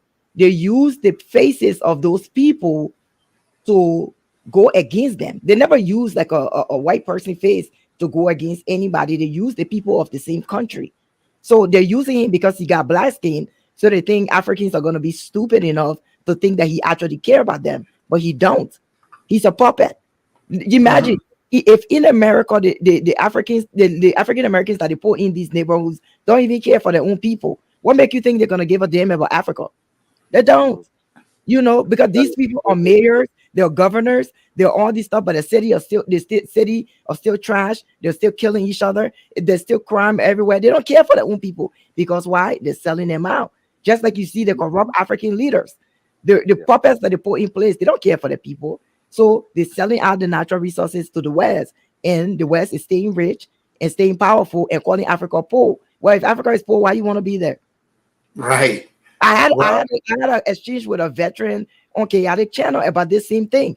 He kept saying, oh, this and that. He kept saying, oh, but our ship is there. I said, why did it? He couldn't answer. I said, why did it? And then he finally say, oh, because they want the natural resources. I said, okay, then be honest. Don't Yeah. sit on American channel and say, oh, they're there because they care about the African, which me and you both know that they don't. So Yeah. it's because of the natural resources that in Africa, because that's what keep the West rich. But a lot of Americans don't know this. They don't understand treaties. They don't understand deals that are made. They just think people are just leaving the country because they want to come to America. No, America go make deals with this country and allow these people to come. Now I don't know about them like jumping over the fence and all of that stuff over to the border, but you know, like if you come straight, you know, if you come through the front door, there are treaties and things in place that allow these people to travel back and forth. You know, but see, they are trying to treat Niger like they did with Libya, the natives, the native Indians, the real Libya, Indians that were here. They Niger. showed up and they only did the treaty with one chief smoke pipe, and then and then the chief smoke pipe let them in, and they took over. But Africa is not a country. That's the thing. You know, Well, you see, General Langley said they combining. It's a powerful bloc, so yeah, so they exactly. want it. Why they want it? Because while Russia is in talks with African leaders, and not only that, they're mad because Russia is educating a lot of African leaders on the power that they have. That's where the problem is. Usually, they keep African leaders and African people dumb and illiterate, so they don't know what's going on. So by the time they figure out what's going on, it's too late. All the natural resources have been signed over to the West. But now that the younger African generation are being educated about the tricks, and now that more younger African leaders are getting into power, it's way more better than the old heads. Like all of them need to go. All those old Nana Okofa need to go. Tinubu need to go. Tinubu is a horrible leader. He is just a puppet for the West because they're protecting him, and all he's doing is just selling out Nigeria. That's all he's doing. And the West of the African countries, then that he think he got power over. You know, Exactly. so like these people need to go. They are just there because of their own greed and benefit. That's it. So, They don't so really boy, you care think even this movement that they are saying, oh, this Pan-African movement, they said all the blacks are moving to Africa. What do you think about this after listening to General Langley? he's lying because No. I'm talking about the ones that are coming. You never know if they had CIA plans. Not all, of course. I don't want people to come and be like, Frida, I must say the black. But they can hijack the movement, yes, but isn't that what they usually do in Africa though? Let's be honest. They usually come something that would be popular. They would jump in on it, have FBI and CIA in the mix, watching everything that happened, reporting back to them, telling them everything that's going on, while they're pretending to care about the Africans and that they love the African people. So I mean, I'm not saying that all Black Americans that are coming to Africa or CIA plans. But I think African leaders need to check these people out very thoroughly and not just think that they're for them because their skin is black. Exactly. Just because somebody's skin is black doesn't mean they're for you. Well, So, he's got a whole gang of CIA plans he want to take to Sierra Leone. oh my God. And where you're next door to him, Liberia. So you better put some sense in Al's head here. Please don't come, please. We're trying to okay, so the Chinese were in like 2 days ago in Liberia, they found this black sand. They say it's some type of iron, but it's like into sand. So the Chinese were actually digging it up and packing it. So I guess You somebody know what? They are that sand. They make tile and glass with it. They are mining that in Gambia too. They've been mining it for the Chinese are there mining it there too. Okay, so yeah, in Africa they were digging it up and packing it in bags. So Yeah. Liberian the new president, our new president put a stop to everything and told them, you cannot dig here, you cannot mine. Who gave you permission, first of all, to do any of this stuff? So good thing we put a stop to that. This is not business as usual. It's about time Africans try to benefit from their own natural resources. Yes, Afrodemus, I totally agree to basically the point I was trying to make earlier when you actually asking the sister about the year of return in Ghana. If African Americans are really serious about the return to Africa, Liberia was specifically designed for African Americans, right? if they're really genuinely serious, Liberia is there. After they destroy Liberia, why didn't they return to Liberia and build a country instead of going to Ghana? That they got nothing But to yeah, lose. what about the people of Liberia themselves? No, But they but treated no because they treated us horrible. What are you talking about? no, When but it's, that's the point. That's the point I'm trying to prove right here, right? so they can So go back there after no, what they did to the native Liberians. They can go back there. Like it will and be like, you also know. you mentioned Ebola, and also you mentioned Ebola. Before Ebola spread out in the region, there was a report that came out of I read about a lab that they're trying to build, like a pharmaceutical company from Delaware, who was trying to build it to some research lab in that region within the border, within the Mano River Union. Because you know we're brothers and sisters. You know, it's only the river that separates us. Afrodemus, you know that. Basically, they're trying to build it there, and not long we had this Ebola cases spreading around. So it kind of made me wonder if they actually went there and planted. I don't know. I'm just kind of imagining my own little brain and trying to use my IQ here. But it's just coincidental, isn't it? You know how they want to build a lab in there, and all of a sudden we have Ebola spreading in that region. We had nothing to do with Ebola in that region. Never that happened in our entire that we had Ebola in West Africa. And all of a sudden they want to build a lab, and now Ebola is spreading in the region. Well, the United States went and threatened Niger to let them know, they can't have relationship with Russia. What do you guys think about that? Afrodamus, Yeah. I'm gonna tell you something. If they don't give us a timetable very soon, we're gonna make sure we get them out of there. I'm being honest with you. We're not playing with nobody. Really? No, we want a timetable. It doesn't. We don't want a timetable that will say we're leaving next year. Nah, within the next 3 months or the next 2 months, depending on, the logistic they brought into that region. If they don't get out, we will make sure we get them out of there. It's not. Listen, if you are not for us, you are not supposed to be there in the first place, man. You were not supposed to be there. So we want to correct that and make sure that it will never happen in the Sahel. You will never impose yourself on our people. You can't impose yourself on our people. That can happen. That's my thing. Like, why? Okay, if a country say, "Oh, we don't want you here," like African country can't come, African leader can't come to America and want to do something, and America say no, and then they say, "Well, you have to do what." But America is saying they just want to help. That's like an abusive boyfriend. The girl is like, we're breaking up. He's like, no, I want to help you. The people of Nigeria, they never said we don't want.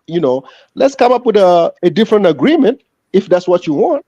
Now with Tinubu has to be out. There needs to be somebody that in favor of the Nigerian people, not the Nigerian elites.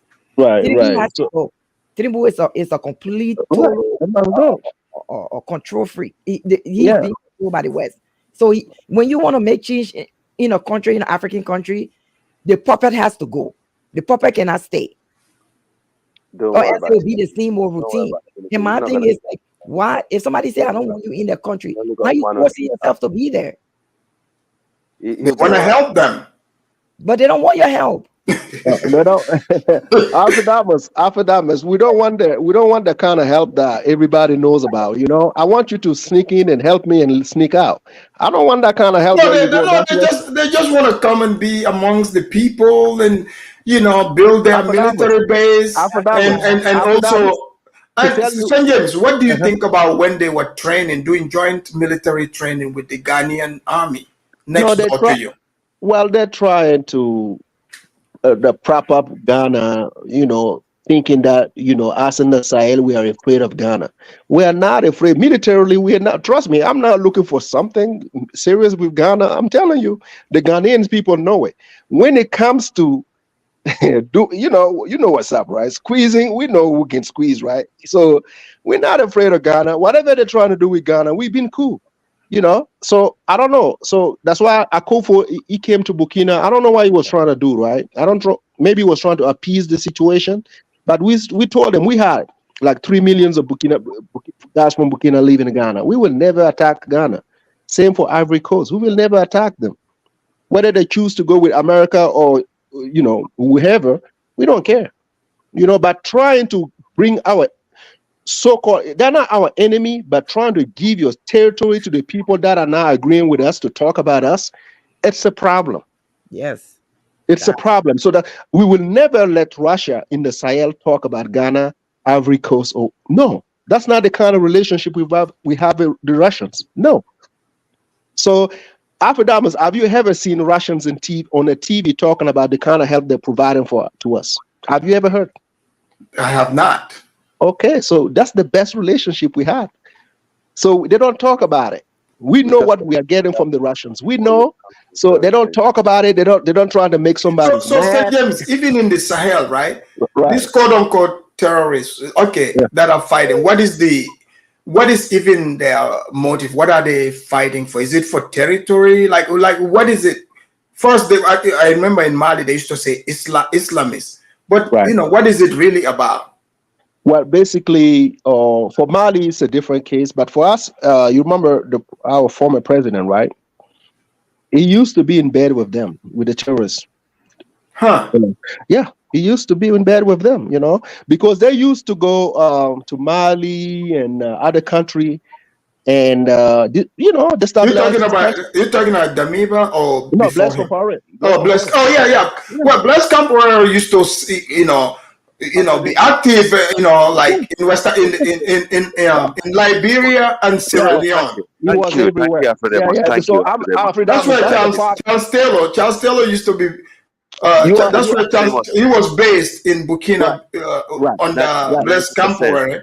Yeah, before doing his attacks in Liberia.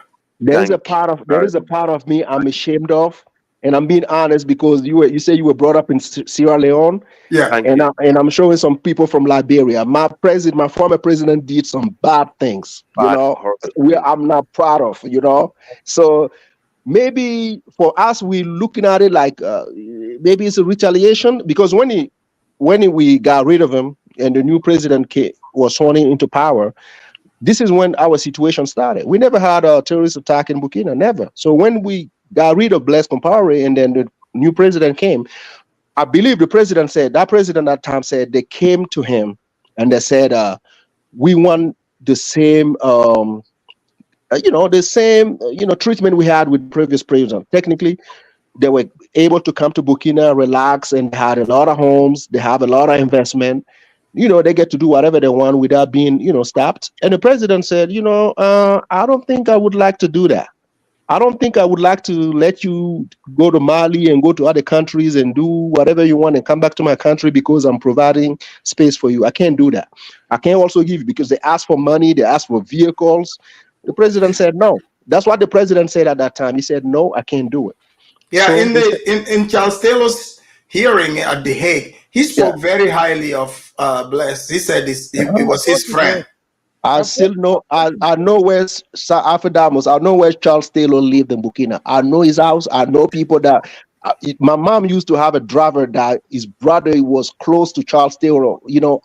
But Charles Taylor, he got kicked out of Ghana. He said they locked him up in Ghana. Afrodamus, but the irony is that he got locked up in Ghana. They didn't like him there. But the irony of it is that Charles Taylor used to live next to the U.S. Embassy in Burkina. Huh? Yes. His house was next to the U.S. Embassy, bro. So I'm like, that's why I'm like, when. And how did he escape from prison in America? Bro, the same house, even if you ask somebody from Burkina, you ask him Charles Taylor house, he will tell you the house was next to the U.S. Embassy, man. Trust me, it was there. You know what? I don't blame America. I blame the African leaders. I blame Africans that tolerate this. Because at the end of the day, all these countries, they're fighting for resources. If we're so dumb, if you're a family man, you cannot look after your family, then you slip in so bad. Other people will come in. St. James, I appreciate your honesty, brother, because you know what? You're so right. Mosquito was a Burkina Faso. You know that, yeah? 90% of the rebels that was captured and killed in Sierra Leone came from Burkina Faso. We know that. This is not a secret. Wait, you said Mosquito was a Burkina Faso? Yes, my brother. He was a Burkina. I thought he was from Kono. No, he invaded Kono district. He's the one that invaded it, and he was killed in Daru Bridge. You know who killed him? It was a Guinea military guy that killed did him. He used this thing on the bomb, like this juju thing. I don't know what it is, but he's the one that blew him off. But he's the one that he was a nasty piece of work. He will tell the military barracks, "I'll be there 2 o'clock in the afternoon," and he will be there for you. I'll be sure he will be coming. These guys were brutal, and they came from all groups, on all tribes, And I don't know, St. James, you know what? Thanks for your honesty, brother, because this is something that we've been talking about for years. That these guys came from Burkina Faso. They came to Liberia and came into Sierra Leone and destroy our country. The fact that I am sitting in the UK here talking to you is because of those guys. Otherwise, we would never leave that country. Afro-Demos probably would have never left Sierra Leone because we were really peaceful and wealthy people. With all honesty, right? With all honesty, I want to make sure that I know what the former president did, but I want to make sure that if all these people that we're mentioning were all from Burkina, man. I'm trying to make sure, because we have. It's really not all of them. I mean, okay. Yeah, no. It's like it's just because even in Liberia they had groups, different groups. They even had like Gambians who were Charles Taylor's right hand man too. Right. He's pretty much a West African contingent that they put together because they were trained in Libya in a place called Mataba. Yeah. But Afrodamus, but the conversation about attacking Liberia began with Sankara, right? Yes, Charles Taylor did say that. Right, began with Sankara because the guy Gaddafi talked to Sankara about it. So you gotta let Charles Taylor come in, so to prepare his troop to attack. Sankara said no, so Sankara fell out with Gaddafi over there too. Yes, he fell out with Gaddafi over that because Sankara said no, I'm not using my country just for. So that's why slowly but surely. So technically, these wars have never been completely over. It's just it took a different turn, and now they, because they positioned Burkina Faso at the time, now they turned on them because they no longer are playing that role. Absolutely, they turn on us. That's what we understood, and that's why we kind of not complaining because we were part of we victimized a lot of people. So it's not the country, because that's not what we wanted. But when your president is involved, you have to accept it. I mean, that's true. That's true. But people shouldn't have to judge us harshly because we took care of our president. We did. But we got rid of him. The war. Chancellor did the same thing in Sierra Leone with the long sleeve, short sleeve, with the president that was there that got killed, the dummy that allowed him to go into Sierra Leone, cutting people's hands off. He started that war in Sierra Leone. You're talking about Fode Sanko? Fode Sanko. So that's why you see that Liberia didn't take Chancellor to the war crime court because they couldn't. The people were scared. Like you wouldn't have found nobody in Liberia to testify against Taylor because a boys then was still in Banga where he from. So they were terrified. So thank God the Sierra Leone took him to court and they were able to bring some of the people along to testify and stuff before they could get justice for what he did to those people over there. Because Fode Sanko came from Burkina. But then you gotta give it to Ghana. At the time, Ghana was real Pan-Africanist because Ghana, when Charles Taylor went there, they locked him up. Yeah. They didn't allow him there. Even Fode Sanko guys came from Burkina Faso. His guys that was invading came from that region. Fode Sanko is a Burkinabe? No, his faction, his guys that was fighting. Oh, he was trained there. Yes, he was trained in Libya. Oh yeah, his guys that Libya. But his main guys that fought for him are from Burkina Faso. Thank you. Yes. Yeah, you can't blame the Burkina Faso people though. No, you can blame them, but the one that's doing the thing because these people are doing it. Yeah, Blaise Compaoré was the one. Yeah, they're doing it to their own people. You think Chatelo killed a lot of people? You should imagine how many Liberians he killed. If you had seen that man on the war front, you would have been terrified. Seeing him on the war front in that military uniform was one of the scariest things I've ever saw in my life. To see a human being, like it was like you couldn't say or do anything in that country. He was in charge. Once he got a hold of everything, there was nothing nobody could. He killed people like it was for nothing. I don't miss him. I think he got exactly. If it was up to me, he'd be dead. I don't care about him. All the other rebel groups, they can die for all I care. I don't really. It don't bother me at all. The thing is, Sierra Leone has always been a police state. We never had military like that, so it was quite easy for them to walk through. But like, Hold on, like, let me read this real quick. Good topic and show. Thank you, Spellcaster, for the super chat. Yeah. So Al is correct about that. So, yeah, but when Al was talking about Burkina, I always thought that behind it, I always had that thought in my head, like. Hello. Yeah, I think it's. I think St. James, are you there? Here, Yeah, St. James, start again, brother, because I think your line was bad. Oh, okay. Can you hear me now? Yeah. I was just trying to say that, when I was talking about Burkina Faso, I always had that thought, right? I was like, maybe it's because of the situation that happened in Sierra Leone that is matter Burkina, or, I was like, so 100%. Now honestly speaking, you're speaking from the bottom of my heart. That's a fact. Yes. No, but that's a situation that could have been squashed a long time ago. I knew that information from the jump. I just didn't want to share it, because I never knew that was, because the first time I was confronted with that was in Chicago. A guy from Sierra Leone, he was like, because I introduced myself to him. I said, I'm from Burkina Faso. He was he pushed my hand. He was like, nah, man, I'm not talking to you. yeah. St. James, around back in those days, man, you can tell people around there that you're from Burkina Faso, man. They're gonna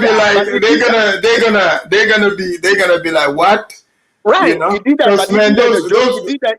He did that in a joking manner, man. He pushed me, man. I was like, what the heck? It's like, no, man, what you got? I'm like, what you guys? Me? I ain't got nothing. Like, that's how the Sierra Leone did Liberians when the war started in our country. And they wanted to start fleeing after the whole war that happened, that Taylor took over there.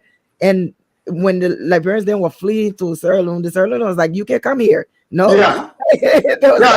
because Sierra Leone look at it like when they had all those Liberians coming in. That's why it's like infiltration. Like they had that the Liberian group called the Ulimo with those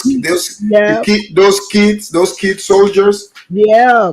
They came through burning the whole place. Yeah. So it's like, so it looks like they are trying to bring the same thing back to the region again, and United States getting kicked out of this place. I think they're gonna try to do something, because they're already letting them know you cannot have Russia here, and this is for your own safety. What does that even mean? That boils my blood, Afrodamas, because who the hell are you to tell a country who they can and cannot do business with? Because they are the superpower. Who give a damn? Alpha Somebody was saying St. James was talking big talk, right? And I'm telling him, I'm not making this up. These people are ready to die. He doesn't know. He doesn't watch the news. They're ready to die, because you see what they did to the French ambassador when they told him to leave and he said no. You saw what they did to him. No, they blocked his house. He couldn't get no food. He couldn't get anything. They blocked his house. And they said, no, you gotta go. So you got 1,000. I know they can send some more, but 1,000 soldiers in Africa in the Sahel. I'm not saying we're trying to attack them, but we can do whatever we can so they can leave. It's easy. They struggle to fight against the Tuareg and those people in the north, or the NATO been there fighting with these guys for years. How are they going to defeat you guys and the entire West Africa? They don't know that's the Sahel, man. You see the military equipment that you got on. This is not compatible with the heat, man. Yeah. So it's not compatible with the heat. That's what they don't know. So you're gonna have to fight naked or something. You're gonna have to do something. They don't know we got an advantage. They don't know. I'm like, okay. Like General Butt Naked. like butt naked, you got it. General Butt Naked in Liberia. Jesus Christ. I remember the first time I saw him coming. We were so young at that time when he was coming down this street. It was leading straight into the barrack. and he was coming down. Oh my God. Right. It was like you couldn't keep your eyes off him, but you was also terrified at the same time to see him in person and dressed in his costume. And it was just like all they had were cutlasses, machete. They can say machete in America. So all they had was machetes in their hand. The whole group, everybody. He was pure. That's why when they say he gave his life to Christ now. Yeah, he's a pastor now. Yeah. That's Africa, man. That's Africa for you. After that, I'm gonna look for a video, right? I don't know. I know you cannot play the video, right? I'm gonna send you a video, right? Yeah. Where you will see the military shooting at these terrorists, right? Yeah. And they kept walking. This is what disturbed the Sierra Leone army with these guys in Burkina. Because when they got that juju on lock, bro. They got that juju on lock. But why can't they use that against the white people though? That's the thing. I'm just like, why can't, it's like in these wars in Sierra Leone, Liberia, all kind of jujus, but when even they send those British Marines, they killed all those rebels and they ran away. Afrodemos, it was the West Side was a different faction. The guys that the British chased in Sierra Leone were the remnants of those in the West. The Burkina Faso soldiers, they was muted out by the Guinea military and the ECOMOG. But those little ones that stayed in Okra Hill in the West Side area, these were more of the local guys. I call them the West Side boys, yes. So they were different after them. Let's bring in Icon Fire. Icon Fire, welcome to the Afridamus Report. Yeah, what's going on, man? Icon Fire, Icon, what do you think about the, Niger kicking the U.S. military out of their country? They said they don't want them there. They don't trust it. And, the U.S. is now saying, look, you need us here because we want to help you. And you see, they are putting a blackface, an FBA person as the general, he's doing the white man's work. So because we want to talk about, repatriation and all. So, because some of these people are going there to destabilize, they are working for the white man. What do you think about that? There was a report from the newscast French Afrique that the French ambassador, when he went back to France, he noticed that he lost 10 pounds. I wonder why. Wait, what? He lost 10 pounds? Yeah. That's the report. So it looked like the Niger people starved the heck out of him. Man, maybe he was just doing water diet. No, he was sharing his dog meals, man. That's what people said. He was sharing his food. No, he couldn't have no food, so he was eating this dog food. I kind of pussy boy, the blood clot boy got starved. So Icon Fire, what do you think about what is happening there? Okay, all right. It's tricky, right? I think it's good, but obviously we know there'll be repercussions, and the only thing that can stand the repercussions is a new education system and a vibrant vocational system for the 16 and 17-year-old boys and girls. You feel me? Just a variation of vocational skills. So you're gonna need skilled people and useful people. You can't afford to have anyone in your country useless, because there is how you get kidnappers, i.e. Nigeria. You feel me? So that's what's going on. Most of our communities is turning out useless Negroes from school. You feel me? And yeah, then they become. But I can find they have Negroes from America, doing the white supremacists bidding their work. Can't you see that? I mean, not all. I understand that it's the Democrat. The Democrat Party is a tricky little is a tricky little snake people. Yes, You they feel are. me? That's why they putting out blackface in opposition of Africa. And Yeah. you feel me? Because one of them lied on South Africa saying that they saw guns going on Russian boats. You understand? So that's America. America likes to do that. You notice the woman that is the foreign representative for America. She's black too. You feel me? And all Yeah. of them Oh, come. you mean the And all of ambassador them. that they kicked out? No, there's a lady Yeah, I know. from. They kicked her out. Oh yeah. Yeah. No. You talking about the No, black no. lady? I'm talking about the black lady. You feel me? Oh. She never came to Bucky. She never came to none of these regions. You feel Oh. me? No, because they She had a never woman came. last year. They had one last That year. was Miss Newman, a white woman who got kicked out of Burkina Faso or Mali or Niger. You feel me? Batman. Yeah, Yeah, that was a white woman. She a radical little bit. one You after feel me? She's the one who destroyed Libya. You feel me? and Ukraine. Oh yeah, When, and Ukraine. yeah, She's the one who overthrew the Russian-backed president in 2014 in Ukraine Right. and installed Zelensky. You feel me? But this what you're dealing with a world power. So Right. I'm glad that they are associating themselves with Russia. I think they should include China too. So because there you gonna need protections from these enslavers. You feel me? No, These China is there. enslavers are China is there. huh?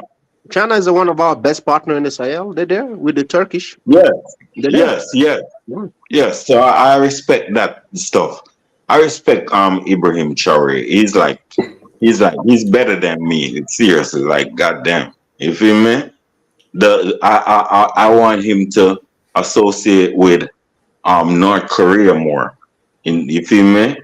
I want him to associate with all of these people that oppose America. Because I'm telling you, The invite was sent, and the president of North Korea is watching. So he's Oh, like, you talking about Kim Jong? absolutely, he's liking what he see. Yeah. yes. He said it's Listen, real. So that's not fake news. It's real. It's not fake. It's true. Yeah. Huh. Hey, What do you listen. think? No, all the people that this guy don't like, we got him on lock. So Yeah. Because we even listen. Iran, people are kind of like Yes, even Iran. Well, that's one of the reasons they said that they don't want. Even They don't when want. I They don't want. They don't want. They don't want. These countries to have any friendship with Iran. When I was even back home, I saw the Iran. No, I don't know if that's the prime minister of Iran. He came to my country twice when I was there. Yeah. I think it's a nice thing. You feel me? Because I want to tell you something. America is about keeping you poor. So yes, friends, but no friends with benefits. So you see the condition of Niger, right? Wait. So they are they are friends with no benefit. Yes, That's a terrible friend. That's America. That's America and Europe. Listen, America and Europe could have made Africa rich just like how they made China rich. They had that choice. That's a fact. But they choose not to. You need to remember that. 60 years of suffering since independence Africa went through, and none of these people, and they still have people in Africa who have no electricity. That means for 60 years since independence, these people don't see television on a regular. These people don't see real structure. I am I am really upset about these things. Now look at the condition of Niger, right? These people have Niger living in swallow, and you spend $100 million on yourself in the people's country. Right. You see the contradiction? The audacity. You know how much? You know how they throwing away bicycles here, right? And you know what some of Niger kids would do for a goddamn little bicycle? And these people are wicked, bro. These people are wicked little snakes, and you need to get rid of them from around you. So what do you guys think now that because do you guys think France is smiling, happy that the United States tried to stab them in the back and now they are being told to leave too? Like, or do you think they are in this together? No, of course you're not supposed to look at it that way. Okay. If United States is still there, France is still there. If France is still there, the United States is still there. You didn't know that. You didn't know that there was a military base in Senegal by the U.S. No, I know that. I don't know the U.S., but I know France does have military base there. But because they're partners, there's a U.S. base there also. The name Anglo-Saxon is Anglo-Saxon. In Senegal. You know what's funny? I remember in Gambia when they had the coup in '94. Coincidentally, when it happened, the guy that did the coup just came back from America not long, which was Yahya Jammeh, from training in one of the military bases. And when he did the coup, the U.S. military was there. So the former president they removed. The U.S. is like, hey, get on the ship, we'll save you, and they took him away. He never. That's how it happened. Like they said, they came in. They said they're doing joint training. Water maneuvers to test their amphibian cars and all that. Hey, look here. They had a big ship, and they took the president away. So that was a swipe. Look here. So that was a swipe. Yeah. This how they got swiped. This how they got swiped. Bro, this is how you all need to look at things. You all need to look at yourselves as prisoners. And you need to be free. Bro, the United States is in Kenya. They are in Niger. They are in Egypt. Hold on, man. Wait. They are in Djibouti. They are in Egypt. They are in Sudan. They are in the Gulf of Guinea. You see me? Ghana. They are in Ghana. They are in Botswana. These people are in control of the matter. And they're in Jamaica too. Yeah.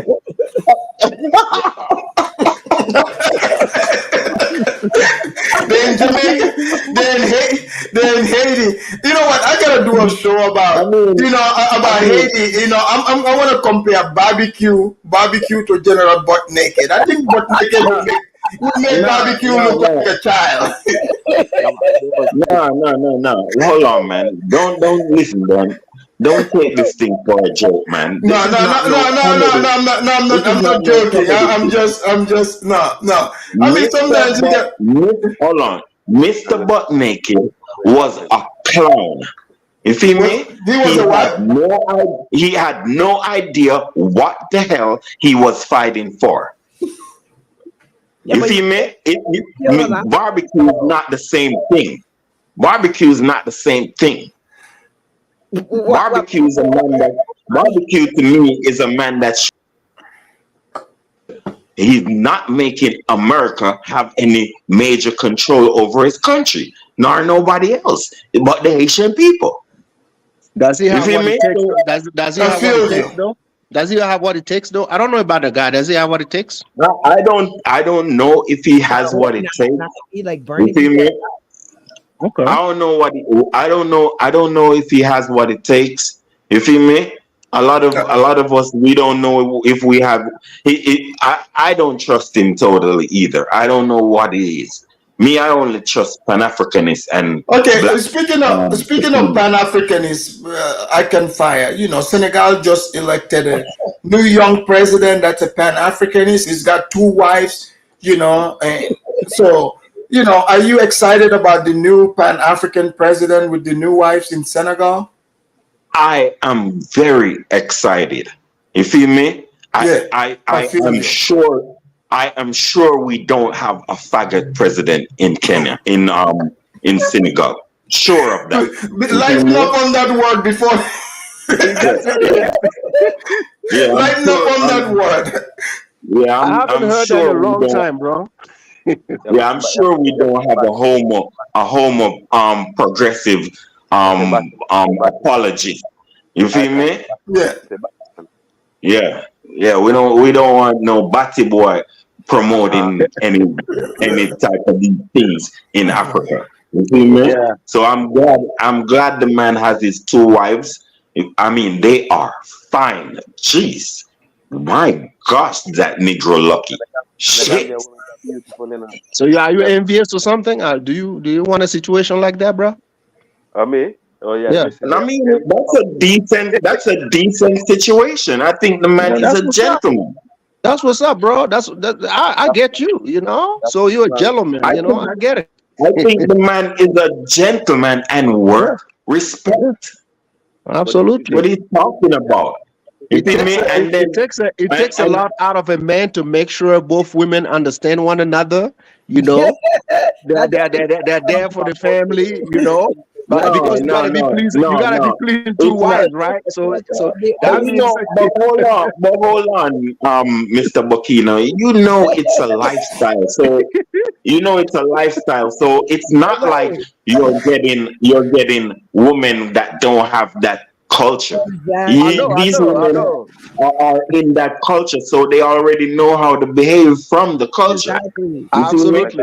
Absolutely. I was trying to make sure you cannot give one woman 70% and give the other one 30%. It has to be split down the middle, 50-50. Well, hold on.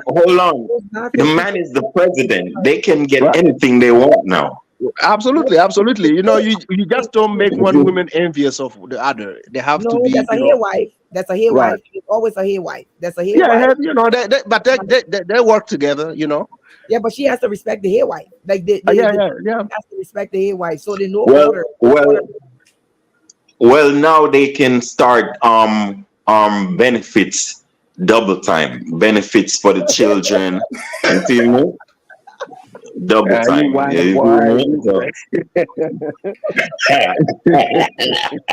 You feel me? One can go to the east, one can go to the west.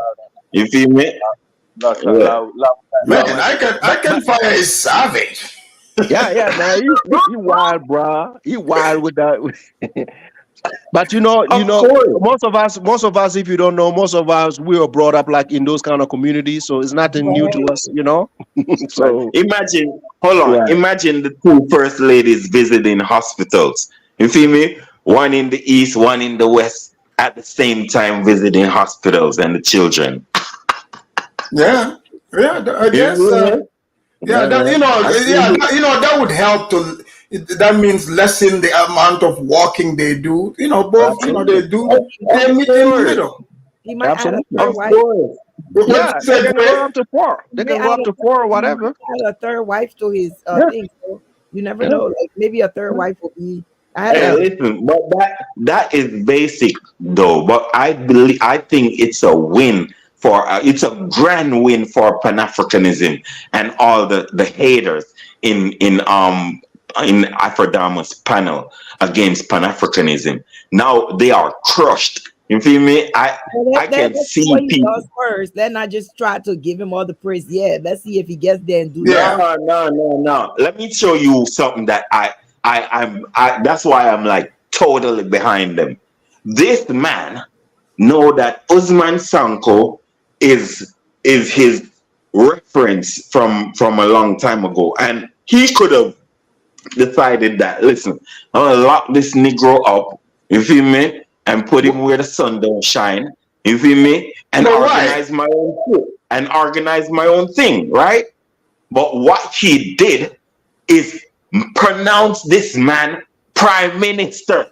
Second, bro, that shit ripped me apart. Like that shit, like I'm glad. Serious. I'm really glad about this, and that just shows me that it is fully Pan-Africanism from these guys. So I can fire. So do you think Pan-Africanism is returning back in full force in West Africa again? I mean, Pan-Africanism has never been really strong. You feel me? And Pan-Africanism has never been spoken so loudly and so much for the past 6 years. So I think this is a major increase for Pan-African consciousness. You feel me? Do you think the way the US, threatening, Niger, like trying to use their force, do you think this would make more Africans Pan-African again? I mean, the vibration is going through Africa like wildfire, because right now the president of Senegal has gone goddamn viral. You feel me? But don't forget, Nana Akufo. People said the same thing about him before when he gave those good speeches. People are like, oh, he's a Pan-African. Pan-Africans were happy. No, Ghana president is still a Pan-Africanist. You feel me? He's moderate. Hold on, man. Hey, man. Not because he rat on Burkina Faso. I'm gonna just finish him off. You feel me? He was wrong. He was wrong. Huh? You're not supposed to sell out one another. When is African leaders going to understand that? As I said, he was wrong to do so. You feel me? And you know that Blaise Compaoré sold out Liberia, so we still have to give and take, right? You know, you got to change things around. Things has to be different. Yes, sweetheart. Yes, sweetheart. I am not 100% with Nana Akufo. You feel me? But he does. Hold on. He does love black people. You feel me? He's one of the only presidents who actually recognize the black diaspora, external of the travelers from Africa. You feel me? Does he love your money or he loves you? You see, we cannot look. He's just an individual. We cannot look on it like that. It's a bridge. Hold on, man. I'm looking at the bridge that he made. You feel me? He actually made a bridge. So we not really making. He's gone by December or something, right? And a new person gonna come in. So it's not the country Ghana who have really sold you out. You feel me? So Ghana they actually just said Ghana is like the number 6 best governed country in West Africa. No, in Africa. Yeah. So that's why I'm not totally against Nana. Of course, he's misguided a little bit. You feel me? But I'm not told. I think he went to a party with the people in DC. I think he went to a party with them.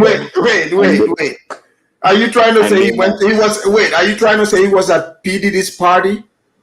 I think he maybe went to one of those parties. Oh, come on.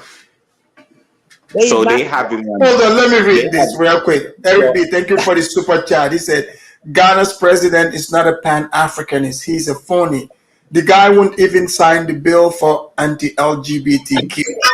Thank you for the super chat. Okay, I can find. What do you think about that? First of all, listen. The man is kind of it's tedious because he's looking out for his country. Okay. You feel me? Yeah. He don't want the country to undergo certain things in his duration. You feel me? So I think that's what he's an 80-year-old man. You know, you're right. He might not want to, But it's time for that. You know, like he listening to the threats from the United States. He listening to the sanction threats, and he's kind of. I think that's one of the main things. But it if you mean why I can fire. They did the let me ask you a genuine question. Are you Pan-African? You say you're one, right? Yeah, I'm Pan-African. Have you ever seen the current government of Ghana sending their support to the Sahelians? Never. No, listen. Yes, but no. Okay. He does Second support question. the Sahel. Second question. Do you know if Burkina fell, right? If we lose against the terrorists, right? Do you know what's going to happen to Ghana? They gonna come for Ghana too. Okay. So for just the thought of that, don't you think, as a Pan-Africanist, these people should support us publicly? Like we throw our support behind these military regimes to make sure that they don't back down against terrorists. So I want to tell you something, St. James. I want to give you an understanding. You feel me? Okay. Go ahead. Sometimes we who are knowledgeable think that a lot of people is there with us, and sometimes we have to understand that we're dealing with a colonized people. You have to start from bottom up. You can't. It's like you can't expect people to be in your frame of mind. You have to expect people. Hold on. You have to expect people to be on the white side. You can't expect people to be on the black side. I'm not going to go to Africa. Hold on. Wait, man. Do you think I'm expecting? No. You said something like. Because me, St. James, I'm expecting Ghana to be on our side. Hold on. I'm explaining something. All right, let me get to the point.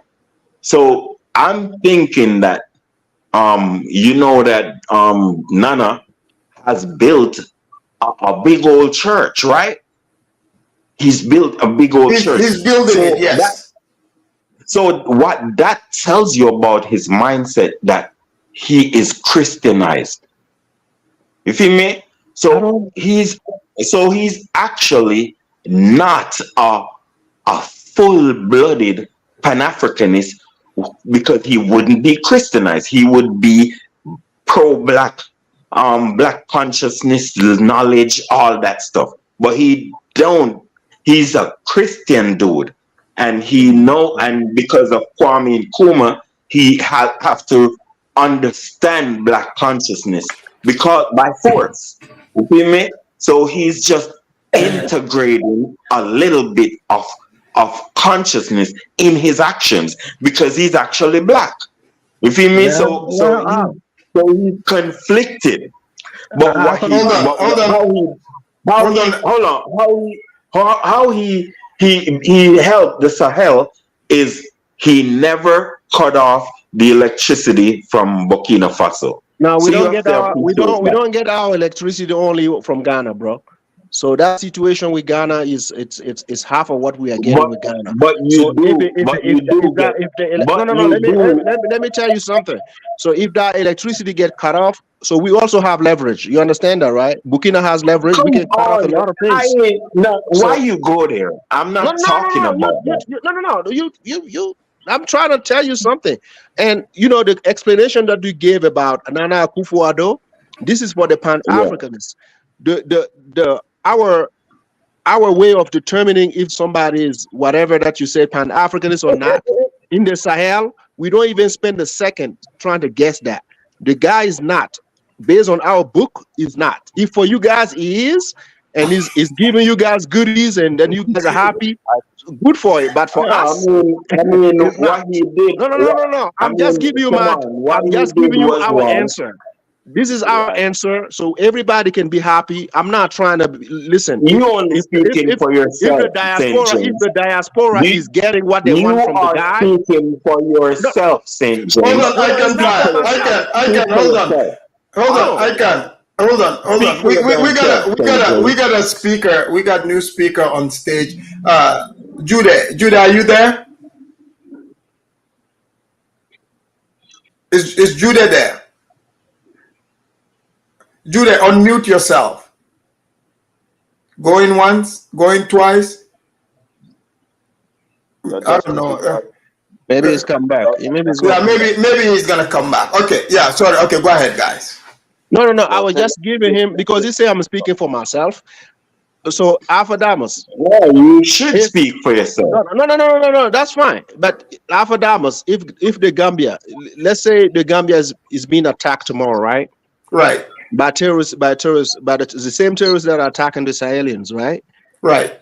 And you guys reach out. The Ghana president reached out to us like, yeah, guys, listen, this is my situation here. And my president is there chewing gums and like, yeah, man, well, you guys got to do what you got to do, man. I mean, what can I do? So do you think, if I come and ask you, Alphadamus, am I your brother's keeper? So the answer is clear, right? Yeah, I'd be like, hell no. Right. That's what I'm telling Alpha Fire. For us, it's like, no, if it is for you, like I said, the enemy of my enemy is not my enemy. Like, I get it. For the Pan-Africanists that are going to Ghana, good for them. I'm not against that. You know, I'm not against that. He's doing a few. Oh, come on, why you calling me off, man? Oh, let me finish. I can let him finish. So I'm showing that he's doing a few things for the diaspora in Ghana, which I like. You know, I'm not against that. I'm not knocking that.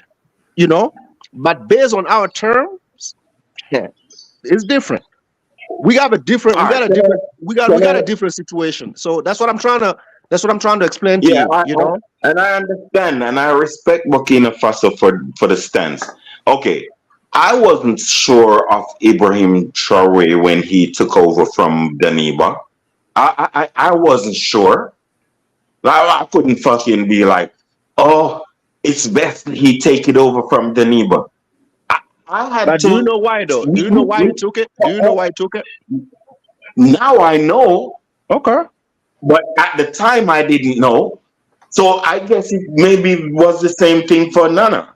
You see me? So I was like, now because of what Ibrahim Traoré has said and his actions, I get it. You see me? So do you like Traoré? Yeah. He was my hero. So if Traoré, if you find out tomorrow, right, Traoré is doing a little bit of selling out, would you still like him? No. It depends. No. Okay, come on. Okay, let's bring in Judah. Judah, is your audio fixed? Hold on, man. I can fire. Allow Judah to get a word in, please. Judah, unmute yourself. Yeah, can you hear me, Alphadamus? I can hear you now. Hey, Judah, what do you think about the topic? Senegal got a new president, Pan-African president. Niger told the United States, get out, you are here illegally. You know, what do you think about this situation in Senegal and in the Sahel? Hope for Senegal or the Sahel, they are doing better for kicking the US out? Go ahead.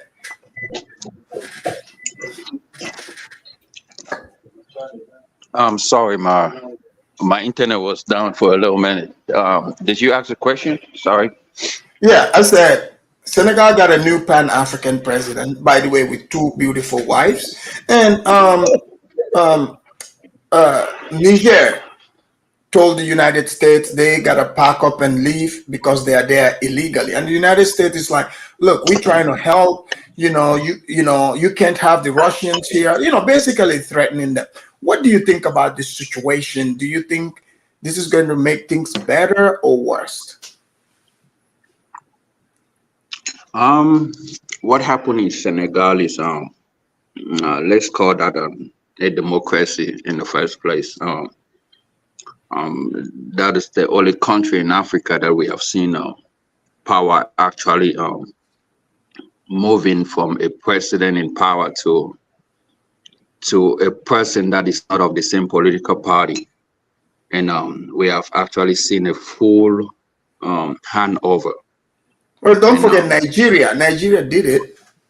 No, I said a person that does not belong in the same political party. Okay. Yeah, that makes sense. What happened in Nigeria was, you don't call that a democracy, you call that some kind of a tribalistic form of democracy where the power, the president in power gave it to the same political party guy called Tinubu. But what happened in Senegal, this guy has been in jail. The main guy that was supposed to be in jail was accused of rape, was accused of a lot of crimes. They told him he could not run for presidential power anymore, so he had to use his secretary to represent him. So the guy that won, called Bassirou Faye, was a secretary of Sonko, and now Sonko has been nominated the Prime Minister of Senegal, and this guy is the president. That's a hand of applause. I think things are going to change in Senegal. He has called for economic reform, political reform.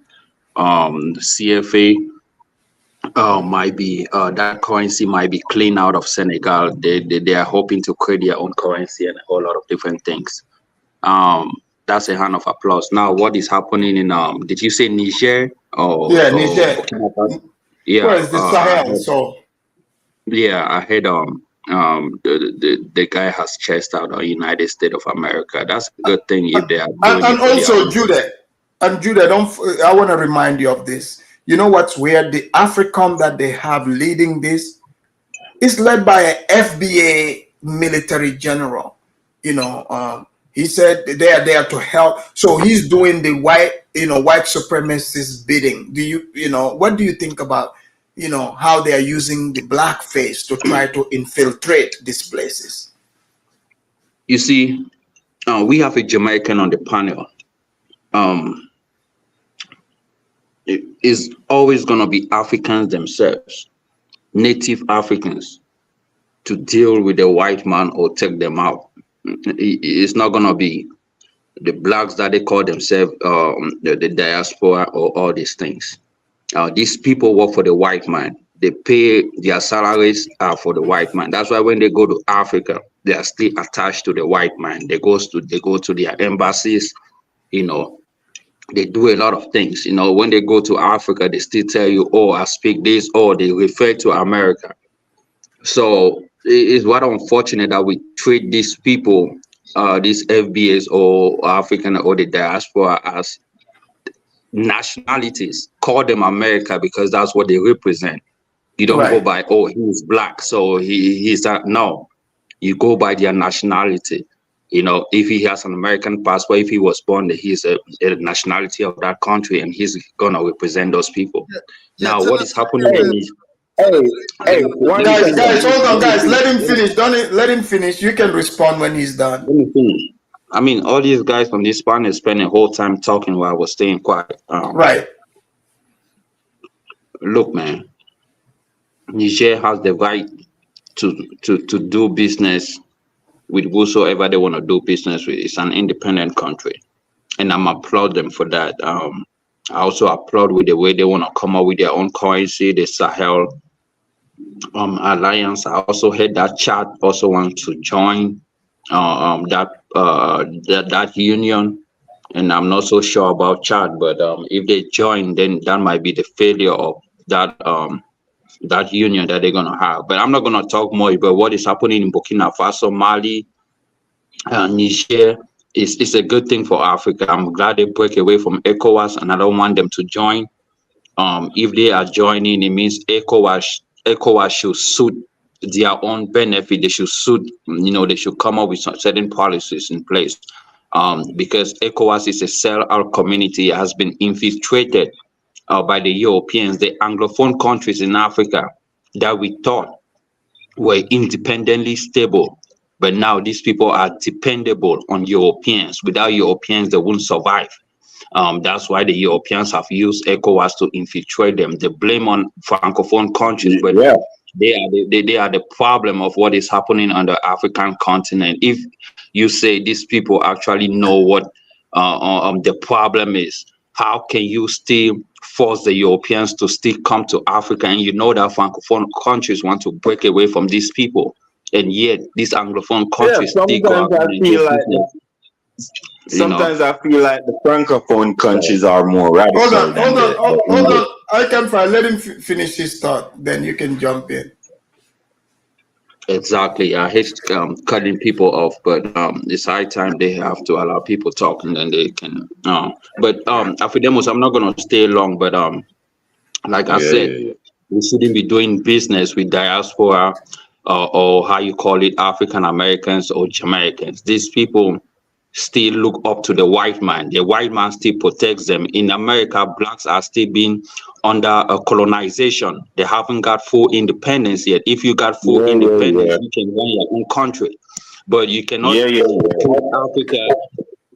You cannot put Africans and Black Americans on the same pedestal. We are independent. The blacks are not independent. So all what they think is white supremacy. I can don't interrupt him. Please let him talk. So we are gonna be the people to change the game in Africa. You just saw what happened in Nigeria, where Air Peace, is now opening different fly zone. You will never see an American or a Black, American opening a fly zone or coming out with planes. They don't have that mindset. It's for Africans to develop and change that African sphere. That's just what it is. It don't depend on these people. They work for the United States government. They send them as militaries. You saw what is happening in Israel, in Russia, in Ukraine. These are Black Americans that were killed. In Europe, because they are representing their country, which is America, not the blacks, not Black or Africa as a whole. If the white man send Black nationalities to go to Africa and kill them, we do the same thing. Most of these guys even going on the continent as spies for the United States government. Are you done? They are not working for Black people. Hold on, I can. You saw what is happening. You saw what is happening in Ghana between all these You saw what is happening in Ghana with all these LGBTQ and all these Uganda countries, because we have blacks that have gone on the continent, acted as Americans, do not want their right to be tampered with. They want to, infiltrate the parliament for certain laws to be passed to suit them. That's how it is. So these people are not working for African benefit. And I'm going to cut it short because I don't like talking too much. But what happened in Senegal is a call for concern. And I wish other African countries can follow suit and things will work well for Africa. Thank you. Thank you, Judah. All right, Big Black, you're up. Okay. First of all, you don't cut off your nose to spite your face, right? When Judah's talking about this, well, the diaspora, they're not in it for us. Look at what's going on in Palestinian right now, right? Look at all the Arab nations, that's protesting against it, in the Arab world and in the diaspora. They're diaspora, right? That's good. That's political. That's pan-Arabism, right? So that it's foolish to just cut off your diaspora and say, well, we just how foolish is that? That's a very foolish move. Second, as far as like we're here, since like on this channel right now, the very subject is talking about Pan-Africanism, right? Just to be clear, right? The only person that really said they were Pan-African is Icon Fire. With all this talk of Pan-Africanism, I want to know who else is a Pan-African on this panel. Let's start around the board. I am a Pan-African. Since you got the mic, right? Since you got the mic, we all going to answer the question, right? But we would like for you to address Colonel Langley. The Black general. Yeah, address him first, and then we answer the question. Just answer the questions, right? And then I will. Yes, I am a Pan-African capitalist. Okay, what about you, St. James? I'm a revolutionary. Revolutionary See, he's not no Pan-Africanist. Let me tell you something, Big B. Most of these Africans are. Let me tell you something. Africans and Caribbean people, all of us, right? Colonized people. We have a measure. We have a behavior for black people. They don't want to be Pan-Africanists because they gonna have to change their hateful, dirty, nasty, thinking ways they have towards their neighbors. And none of them don't want to do that. That's why Africans are so scared of being Pan-Africanists, because they know they gonna have to show love. I thought being a revolutionary is about Pan-Africanism too. They know they're gonna have to show love to their black brothers, no matter the tribe. And most Africans don't want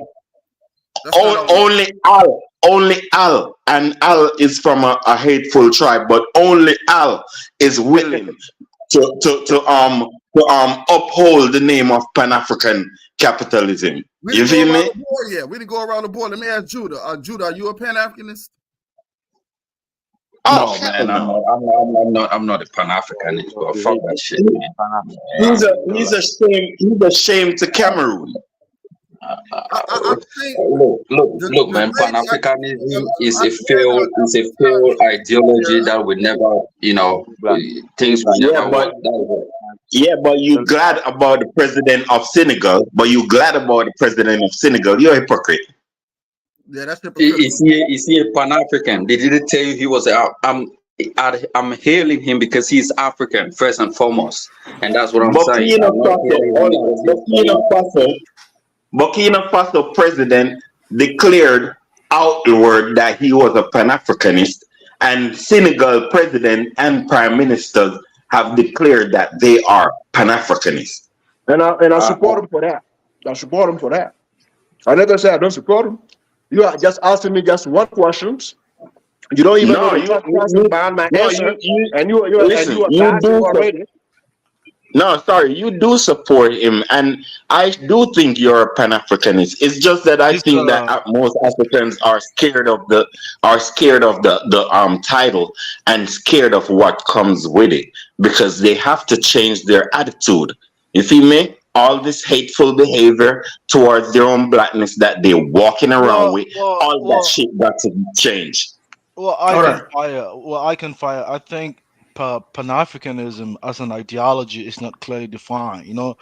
Nowadays when we come online, you see a lot of people just using the bandwagon of Pan-Africanism to pursue their own agendas. So look, General Langley is a Pan-Africanist. But continue, Zongo. Anyway, I mean, let me start. Pan-Africanism in plain words. Hold on, guys. One mic. Yeah. Wait, Zongo, are you drawing gang signs in your picture there? What's going?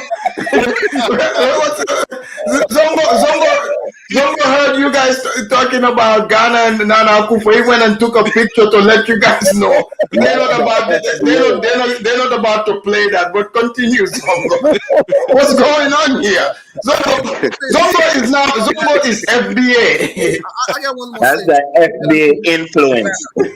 My house are full of it, but I lost you. I lost got it one long thing to time. say about the Ghanaian president. Now, I lost you. he made now the Ghanaian president. I wouldn't say he is in the Pan-African because I think he made a chess move, right?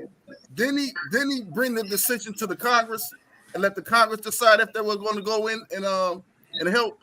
And the Congress voted, pretty much no on that decision. He knew it was going to go that way. That's why he brought it to the Congress.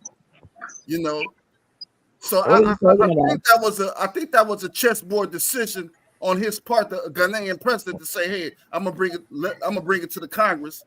The Congress voted no, so it gives them more leeway to say, "Hey, y'all can't punish us because we did it, in electoral fashion."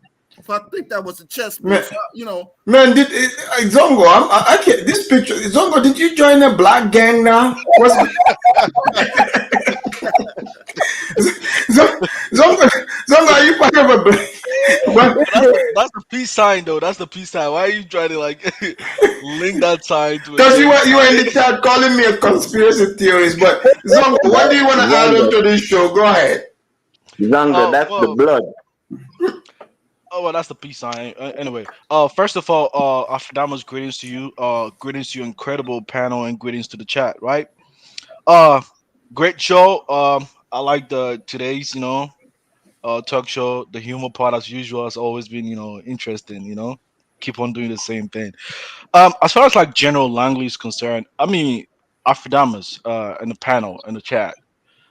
I mean, besides the U.S., now, which other country do you know that they're gonna come open to tell you about their interests? They're just telling their Senate about their interests. They want to protect their interests in the respective regions in Africa, right? Nation state is not like you and me. I mean, a country can deal with the U.S. and also deal with other countries as well. I mean, the fact that they are telling that to their government doesn't mean they're going to come and destabilize your countries. It doesn't necessarily Really? mean to. I mean, Really? the ultimate goal. Ask, Hold go on, and ask hold on, Iraq. hold on. The ultimate goal is to go there and make business and make money together. That's the ultimate goal. Really? Most important. Zongo. I When said they built that base, is Niger benefiting from that? yeah, but the base is to protect their interests. There's business over there, American companies over there, and the government and the businesses are Give me the name of benefiting two from. American. To give me the name of two American business in the Sahel, in the entire Well, Sahel. I'm not going to be specific to Nigeria. well, You have to make well, it to make it easier for you. well, I Just give can me a tell. bit. I mean, what I can tell in the case of Ghana, like there's a lot of like No, oil don't take me companies. to Ghana, Zongo. I'm asking you a direct Yeah, because question. I want to tell you about a region that I'm most familiar with. So No, no, if you no. You can said allow their me. interest, their businesses. I mean, this is nice talk. I'm telling you, tell the audience what businesses Americans have in the Sahel. I'm listening.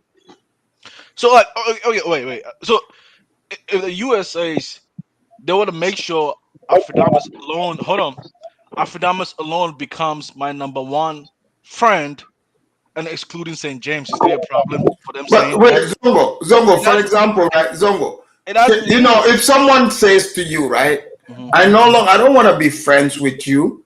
They choose their friend. You come into you're like, hey, like you send them a text of your this picture. You are like, look, man, look here, homie. Uh, hey, I mean, I'm not threatening you, but I'm letting you know, man. You can be friends with St. James. You know what I'm saying? If you can be friends with me, you can be friend. In fact, you can only be friends with me. Like, really? I Okay, but mean, okay, hold on, guys. I mean, let's take a minute to understand what. I mean, because for me, I mean, you know, Zongo, if hold on. somebody tells you, like, hey, Zongo, you can be friends with such and such, I'm telling you who your friends can be. But the point I'm trying to say, in every country, we don't have a unanimous way of thinking. People always have different way of thinking. Some say, "Hey, we gotta go left." Others says, "Let's stick to the middle," and the remaining others might say, "Hey, let's go to the right." So it's not unanimous. So if someone says they wanna like have a bilateral relations with the U.S., I mean, they are still the same citizens of your Hey, countries. Others might prefer hey, to do go you? otherwise. Hey, Can I speak I without can let being him interrupted? finish. Go ahead, Zongo. You understand? So I mean, you got to look at it from a broader point of view. I mean, when they have a bilateral relations with you, their businesses come to benefit, but it does not negate the fact you can also transact business with other countries like China and Wait, other but regions, right? Zongo, they're telling them to leave, right? So what do Which you country? think about that? Which country? Niger is telling the US their base there is there illegally. They don't want them there. What do you think about that? They said they want them out. Did they say they want France or they want the US out? The US, they kicked out France. Now Okay. they told the US you got to go too. Well, I think the Nigerians are acting emotionally. They shouldn't think that way. But anyway, hold on. what They, the they are. hell you just said, Zango? Hold Man, on. go sit your ass down, man. Yeah, man. Hey, man. Hey. See. if I'm from Ghana, First of all, hold on. first of all, I can Zango. can I speak? First Can of I all, speak without Zango. interjecting? Let me speak. Let Your me speak. country. First of all, Hold on. Zango, your country work for the United States. They have a whole base, so I don't. I understand your point because that's your thing. You work with them. You feel me? I don't know how you people are like that, man. Can tolerate such things in your country. It's like you all Yeah, don't deserve wives. but the thing Y'all is, don't deserve. Y'all don't deserve wives, bro. Y'all but I like can. I think children. you are mistaking one thing. The U.S. alone. I mean, it's just a collision of certain interest group like business people that have hijacked No, I power. don't care. They have Do hold on, you Zongo, hold on, do hold on, you Zongo, guys. hold on? Can I Zongo. speak Hold without on, hold on, Hold on, interjecting? I can. Hold on. Okay. Zongo, we are waiting for you to answer the question that St. James asked you. He said, he gave you the entire Sahel. Throw the dirt anywhere. Pick one country and name a U.S. business they have there. Because you see, the U.S. was playing a game. When these people were kicking out France, they refused to call it a coup because they don't want to upset these people. They just want to play a game. So now, these people understand like, hey, we're not going for this game. In fact, you guys are here illegally. There's no paperwork. So now they're telling them, you got to go. And you're Hold saying on. they are emotional for telling the US, I someone think who's you in guys your country illegally, to leave with military weapons. I mean, you guys Do are you just know that? Do you know that but America? I can Hold on, point. I can let him answer this. And name the business that you think the US is protecting. Well, see, we know for a fact that the U.S. and the France are all Western allies, right? I mean, they might not like what France is doing in those regions. Allies to who? Allies to who? I mean, Western allies, part of NATO and historically European, so that's really We are not. But Allies how to is that in themselves. the interest of But hold on, hold on. I'm trying. Africans? I'm trying to build a point, right? Do So you they know came that to. America I Hold can on, is? let him. Hold I on. can let him talk. I can. Hold on. Hold on. Hold on. One statement. I can. You can just One keep. statement. Let me read this super Hold chat. Hold on. Let me read this super chat. But you can't keep cutting him off because he's trying to make a point. Eric B, thank you for the super chat. He says Zongo has the same mindset like the president of Ghana. That's why he's a puppet of the he's the Western puppet. Thank you for the super chat, yeah, well, Eric a B. lot of you guys. See, man, a lot of you guys are just being emotional. Even like when the recent the newly elected president of Senegal, I saw a lot of you just cheering him like he's just gonna create some drastic change in the country. It's not gonna happen. No, Senegal is a democracy. Zongo, wait, you're gonna come to that, but can you answer St. James's question? What U.S. businesses, like throughout the Sahel, that they are protecting, that they need this big drone base for, that these people are saying you gotta go. Well, So can you answer that? well, first of all, the U.S. I mean Niger, all those countries, they are sovereign states, right? So the U.S. didn't come. Wait. The U.S. just didn't go there and establish their base over there. Ah, They they Oh because did. Lord. yeah. Hold on. They had the permission of the sovereign government Off the of that puppet, particular the region. No, sovereign puppet they that didn't they Well, have. put no. in. Hold on, Zongo. Let's make it clear. Even they had this conversation in Congress. It's clear. It's not even on paper. They are not. They want. They are. They did not make any legal deal. The president is not the owner of the country. You cannot. Epidemic. You Figure can't out just someone go to else. the president and make such a deal, huge deal, like in a country, right? Do you agree with that? Can Nana Akufo single-handedly just allow a military base in Ghana, a foreign military base? Well, when he allowed it, it was approved by the parliament. I'm guessing the same thing Where happened in in Niger. Niger? I mean, in Ghana, when he did that, when they tried Okay, to but establish, in Niger that didn't happen though. what makes you think it didn't happen? The- But anyway, hold on. Let me play this for you. Alfredamus is now listening. Maybe he missed that part. Yeah. Hold on. Yeah, maybe he Do missed you the part. do you know that America think that uranium belongs to them? Don't you know that? Man, you guys, I mean, I don't know what you got. I mean, in any case, the ultimate goal of the US is that they don't want any other like country to surpass them. They still want to remain dominant to protect their interests in American companies, which is, helping the standard But of you're So not what living that in got naming to the do America. with us? companies. What that got to Well, do with us? I'm not really well versed in the Sahel region, but I do know for a fact that I mean most of the import that is coming to these countries. I mean, a chunk of So those basically, imports Zongo, you probably cannot come from. name, right? You cannot name the businesses, the company that is giving us jobs and creating wealth for our people in the Sahel. You cannot name them. Well, in any Zongo, case, I want to ask you something, if they Zongo. have, hold on, see, Hold on, I can fire one at a time. I mean, there are different ways of having a bilateral Zongo, relationship with man, countries, Zongo, right? come on, man. It could You be, you you spoke man, it better could than be, that before, bro. So man. Zongo, you are Zongo, telling me, wait, Zongo, you hold want on. to tell me, Zongo, I get what you're saying. Sure, the US can protect their interests, be at the top, whatsoever. But everybody does that, right? But you want to do it at the expense of other people in their home illegally. They said, no, you can't be here. So you are saying they're emotional for that? Who is saying Zongo, that? how come? Huh? The Zongo, legitimate, I mean, the government in power, they are not legitimate. They came by Ah, force. here we Oh, go. nah, we, I mean, nah, we not. they are not legitimate. They don't represent the totality of the whole people in the country. Zongo, what government elected, even if they're elected, what government have you ever seen that represents the totality of the people? Well, in the case of Niger, it doesn't represent. If they believe so, they should just go and run an election. So, Let's see what the so outcome will Zongo, be. so you're saying the US, because these people came in through coup, so the US should just ignore the interests of the people of Niger and ignore what the government of the day is saying? Is that what I'm hearing? Well, if you understand politics, perhaps there could be some, opposition party or opposition group in the same country that might probably tell the U.S., "Hey, if you help to kick these people out, we're gonna support you. We're gonna support you at all costs." Wait, no, hey, what I'm hey, saying, I hey, mean, hey, Zongo, Zongo, Zongo, this hey, is Zongo, politics.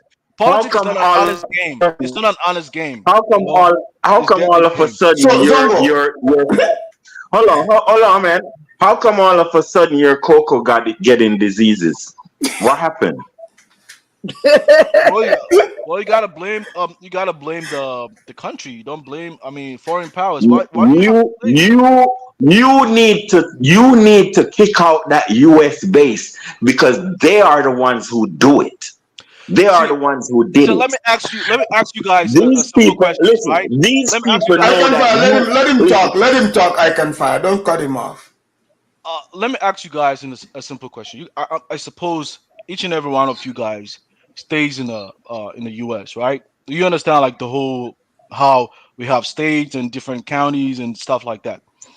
If you look back in your respective countries, I'm sure your countries is probably divided into probably regions, provinces, and with several like municipalities and stuff like that. If you analyze maybe what region, how productive the region is, you can't really tell. You are pretty much preoccupied with what the foreigners are doing, but you can't really pinpoint your region, what resources is located in your region, not the whole country, just the region where you come from. What resources is Bro, located over there? bro, How bro, can Hold I'm on, how hold on, talking hold on. about. I can let him finish his point. But Go hold ahead. on, Afrodamus, how we can all in a conversation. The dude is rambling. I'm Hold not on, rambling, man. man. I'm not rambling, man. Right after Nana Akufo and the president of Cote d'Ivoire announced that they will take over their cocoa industry 2 3 years ago, 5 years ago, and they will produce their own chocolate and all that stuff, right? All of a sudden, there's a disease infestation in Cote d'Ivoire and goddamn Ghana. That's killing, that's destroying your cocoa industry. What the hell? You need to ask yourself, what the hell is going on and who the hell did this? Why you always blaming the furthest? Like, you live in your I can country. fire. I can fire. You know someone like Zongo, right? Whatever that you said, right? Yeah. Instead of him doing his own study, right? And say, okay, you know what? This is a piece of information that's worth following. This is you know what I'm saying? I don't believe the in African any will be like like, foreigner okay, you know having what? This influence. is why don't you just tell yourself maybe this is a piece of information that the Ghanaian need to pursue, so to study to find out if All right, it's let not. me ask him this. You Let know, me ask him this.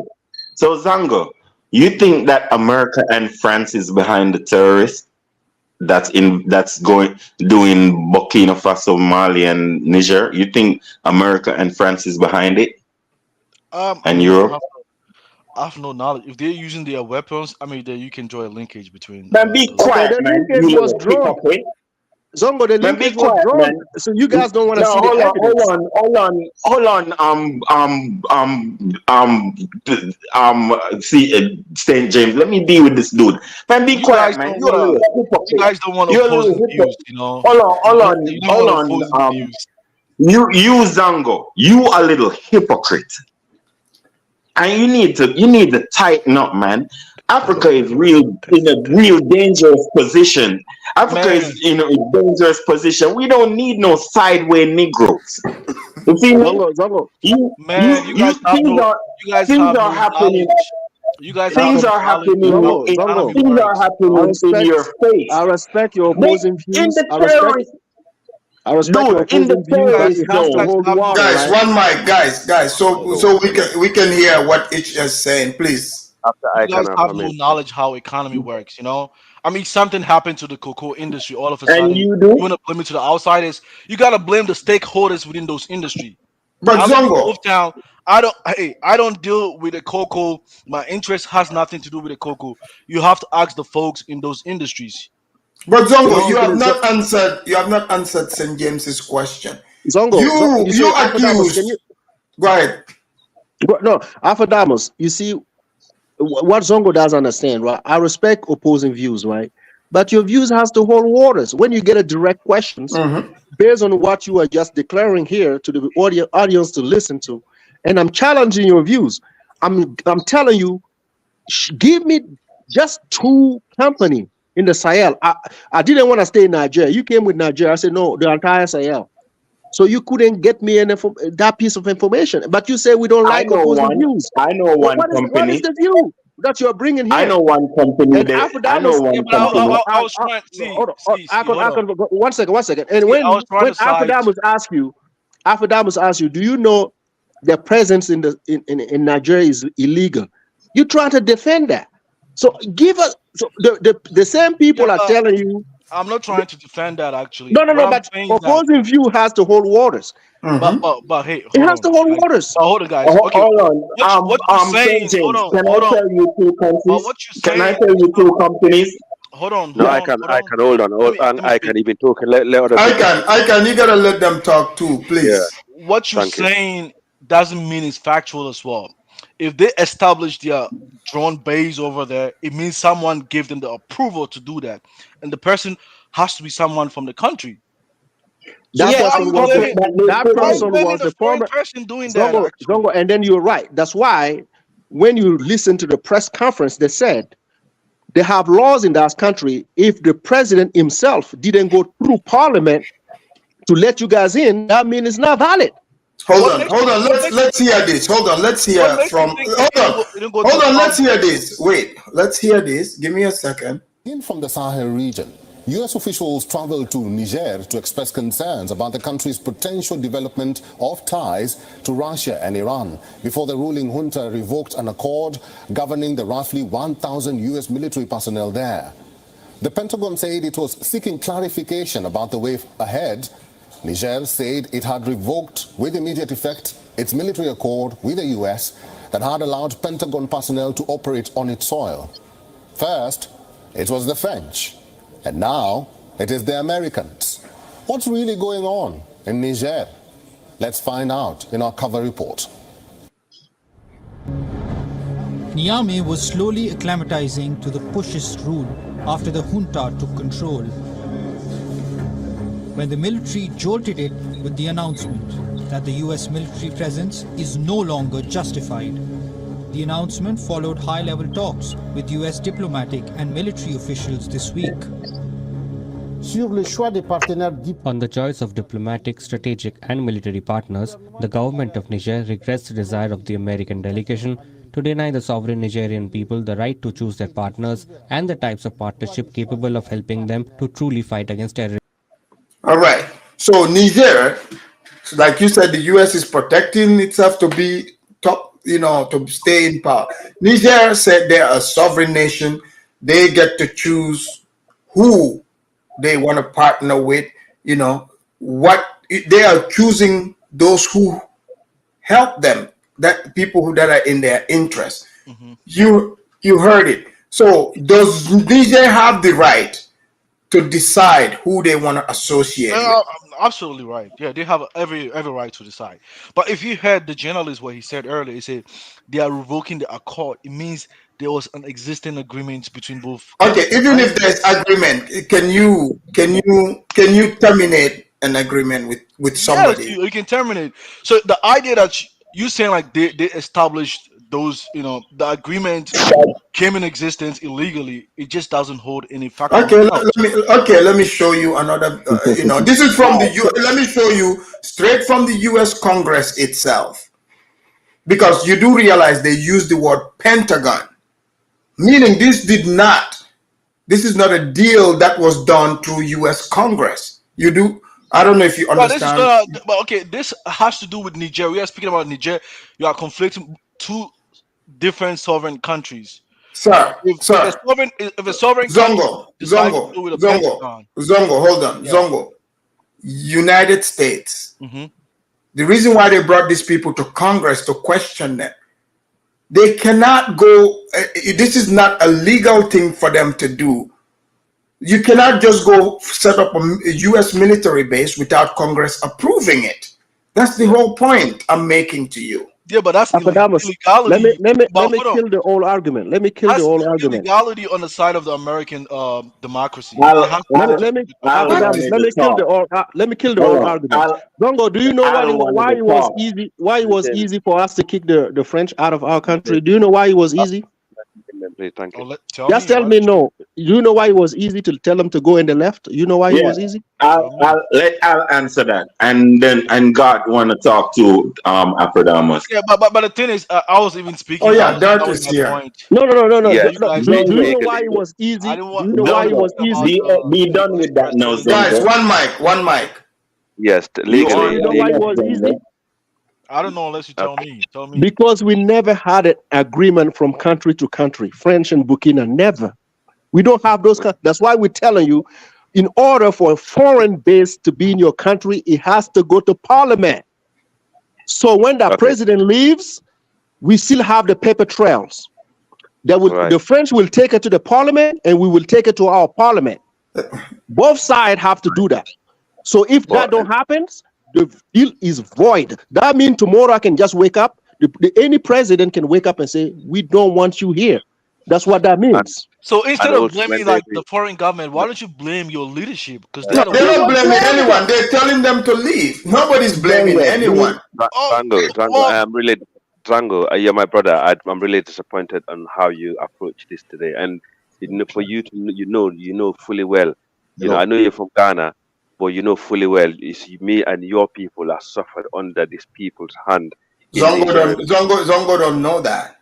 Yeah, over the years, you actually back in their existence in there. I'm really shocked and surprised, brother.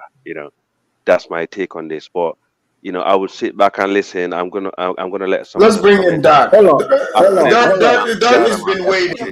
But you guys, man, I wasn't even done with my point. You were interjecting. Hold on, Zongo, we'll let you in, but allow Dad also to talk, guys. Anyway, wait, the U.S. government is in Ghana for how much? The U.S. military is in Ghana for how much years? How many roads have they built in Ghana? Well, Zongo. Not even one. I can. What is the primary responsibility of the military force? To build roads?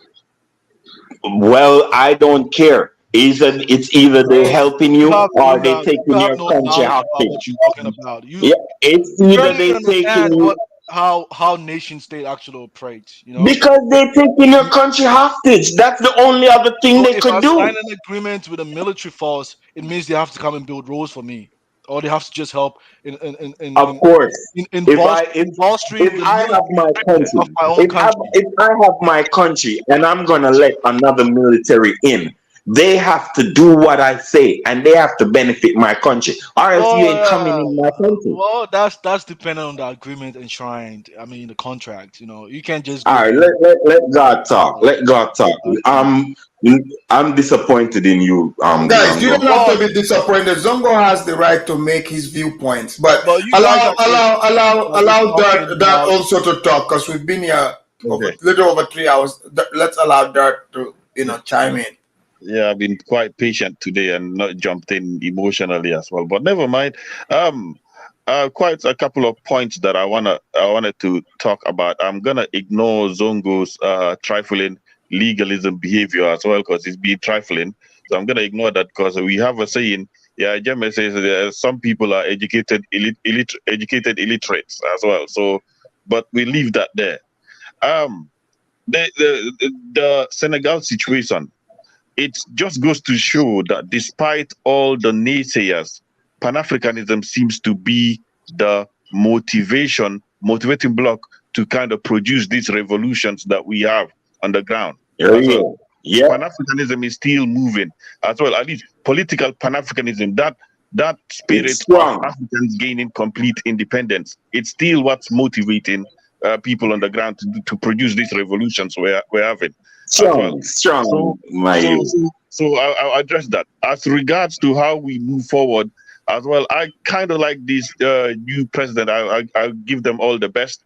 There should be a way West Africa can move on. St. James, you can have multiple partnerships. It's just how you how you level them as well. You can have multiple partnerships. So the Sahel can have a security agreement with their own pre-partnership because they're facing a specific problem, but they don't necessarily have to be out of ECOWAS. But what needs to happen with hold on, Icon. What needs to happen with ECOWAS is real introspection and complete reform. Otherwise, it will die. If Challenges to democratic governance and continue to occur across the Sahel. it will die.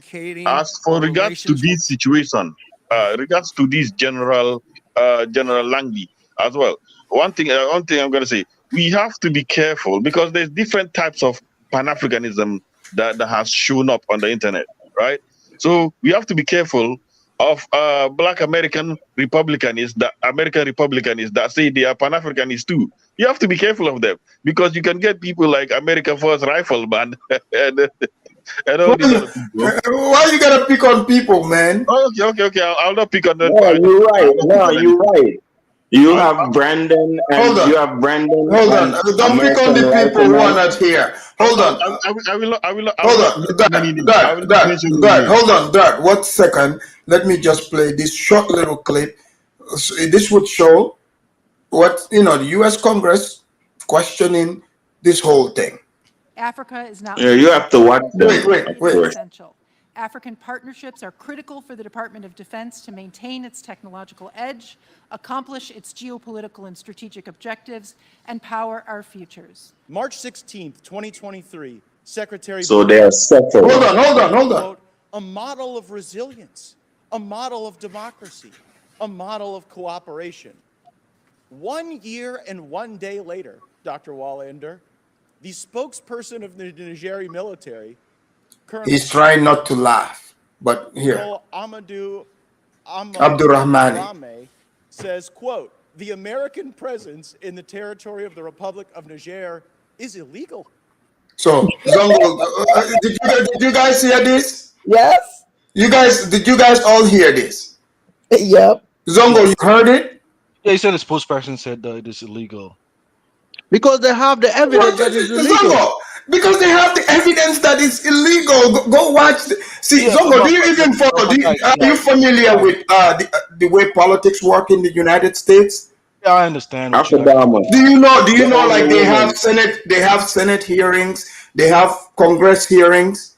You should try to, I'm taking Zongo. I'm spending hours to go listen to these things to bring it here Man, I watched as that evidence. interview. I watched it. Langley's conversation to the distance. No, I listened to the whole thing. so what I'm saying is, Afadamus, throw him that question. Throw him that question. I mean, the Songo, point I'm trying to say is like, do you think Joe Biden by himself, single-handedly, can sign off of agreement that we can have China military base in the United States? Hell no. Single-handedly, just the president, just Maybe. sign off the paper. Oh yeah, China, you can come in. Turkish, No. yeah, military base in Alabama. Oh, Burkina Faso, you guys Nah. go to the south. but the Do you question I'm think he saying can is, do that? in any case, if American presence in Niger is illegal, Eventually, hold on, Africa is man, Hold going on, to be Zongo. able to do that. Hold on, hold on. I can, man, I can. Don't interrupt him. Please let him you don't land. know how to keep shot. See, in any case, if Yeah, we know American, you mad, I can, Django. please. So I yeah, can, tell please. us. Let the man talk, please. like I was saying earlier, in any case, if American military presence was illegal, shouldn't that legitimate government at that particular time should be held responsible for that? They held him responsible. That's why he's in jail. Because we're speaking about in the case of Niger. Okay. Zongo, the man that's why he's sitting in jail as we speak for high treason. I mean, that's the point I'm trying to say. In any case, if you consider him to have like done an illegal act, then that person should be blamed. Why are you trying to blame? No, nobody's blaming anybody. We are here having the discussion. Zongo, Yeah, they did any not country- blame them. They're the one who are making a big talk about it. What the Niger government did is to ask them to leave peacefully. Yeah, nobody's They didn't talking. ask anything. They just said your time is up. But why you guys are acting like I'm denying that they shouldn't leave? If the government says they should leave, okay, why not? Then make up you denied it. You even hold on, Zongo. You denied it. You even said that the government in Niger are illegal. You said that here. So can I say something now? You mean the current military like coup leaders? Is that what you're saying? You said they're illegal, so therefore you are implying that no, they don't have the right to tell the U.S. to leave. Okay, let me say this. You guys are implying that. Can I say something now? I can let him talk. So you guys are implying that what the current coup leaders are saying represents the totality. Who is in charge? Who is in charge of the country, Zongo? Because they came to. It doesn't matter who is in charge. Zongo. Niger is a sovereign nation. You understand what a sovereign nation is, right? If they came to power by coup, they didn't use democratic process to come into power. So that means a foreign nation, like a totally foreign nation, can come in and stay there. Hold on, put about the foreign Afrodamus, nation are aside. you gonna bully people? Hold on, Afrodamus, are you gonna bully people on your life? You guys just don't understand anything. The foreign nation that came was a Nigerian that brought him, right? What are you guys talking about?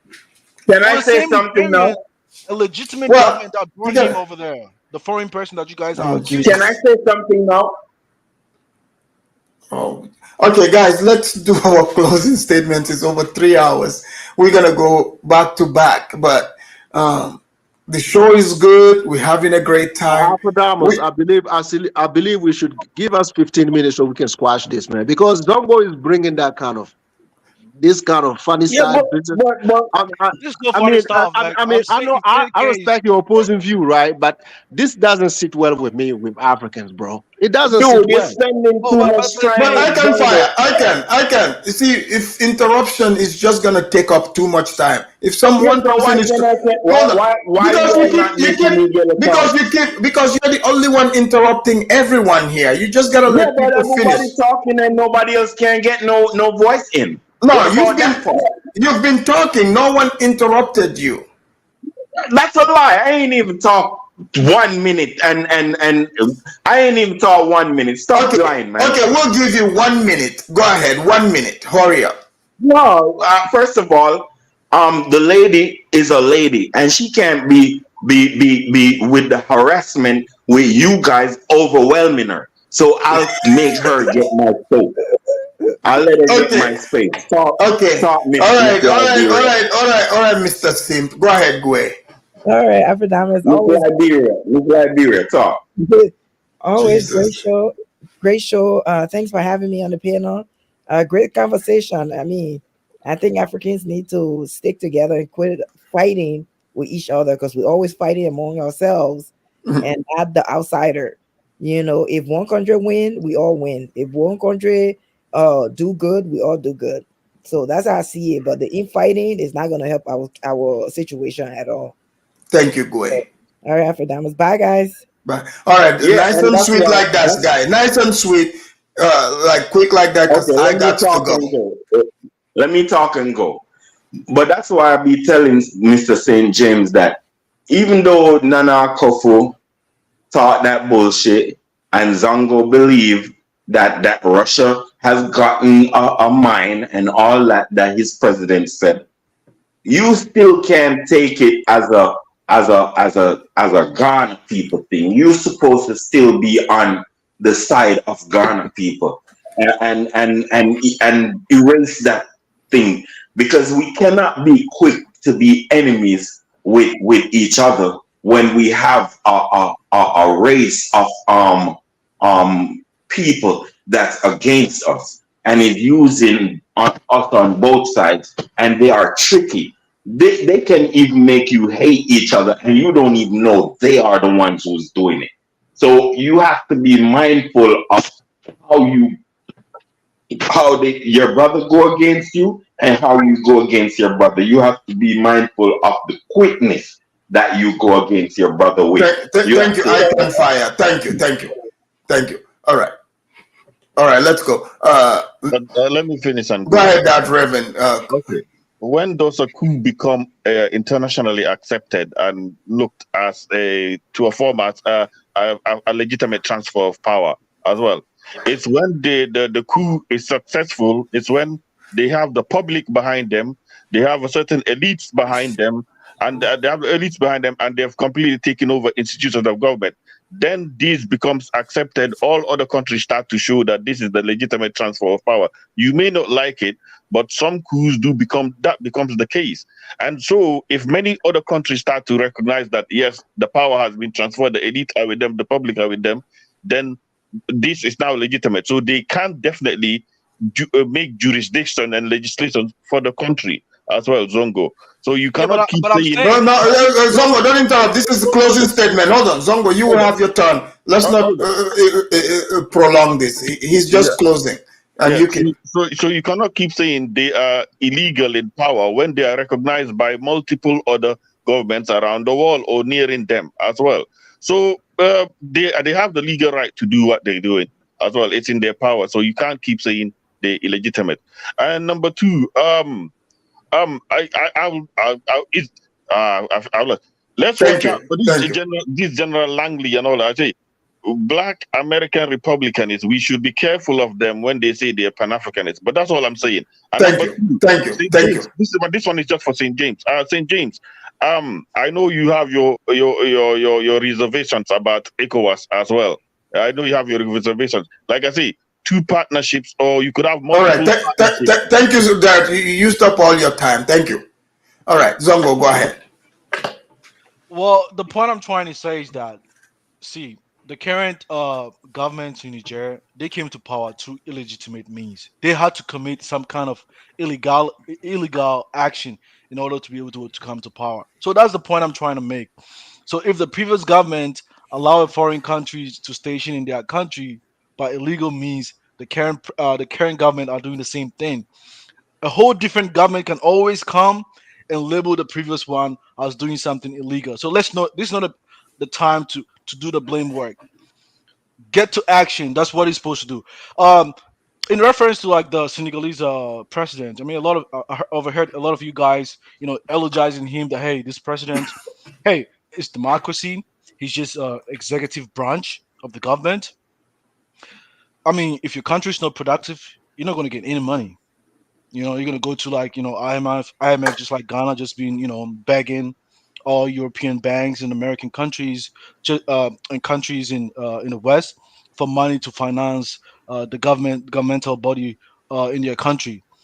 I mean, we want the private sector to function. We want industries to come, companies to come to help the country to flourish. That way, the government can always take taxes and finance the day-to-day administration of the country. This is what we want. We don't want no good talk, all this thing. And last thing I want to say, hey, we can all exist in the country and not agree on the same point. I could choose, hey, you want to go that way? I can choose, hey, you know what? I want to stick with the West because there are benefits that I'm going to get over there. If you want to deal with a different country, someone is going to benefit from that country. So why are you trying to like make it seem like if you go hang out with a different guy, it's something that's going to bring to a general good to the whole country? It's just Thank a you, few section Zongo. of people that are just going to benefit. So why Thank you, not just Zongo. benefit from here? Yes, thank you. And you know, Zongo, you don't have to say this for them to give you a green card. You do realize this, right? But thank you. Have a good night. Man, it's been Go ahead, James. no man.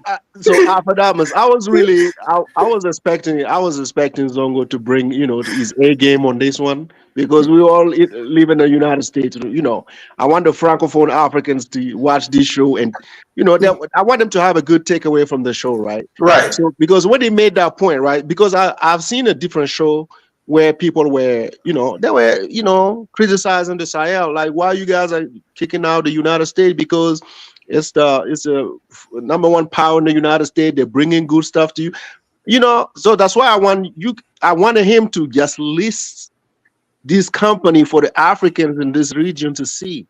Okay, here, this is what they're bringing to you guys. This is what if you kick them out, this is not what you're not gonna get. So he didn't make that, it didn't make that connection. That's why I was like, listen, for him to say that the current government in Niger wanted the United States out is totally wrong.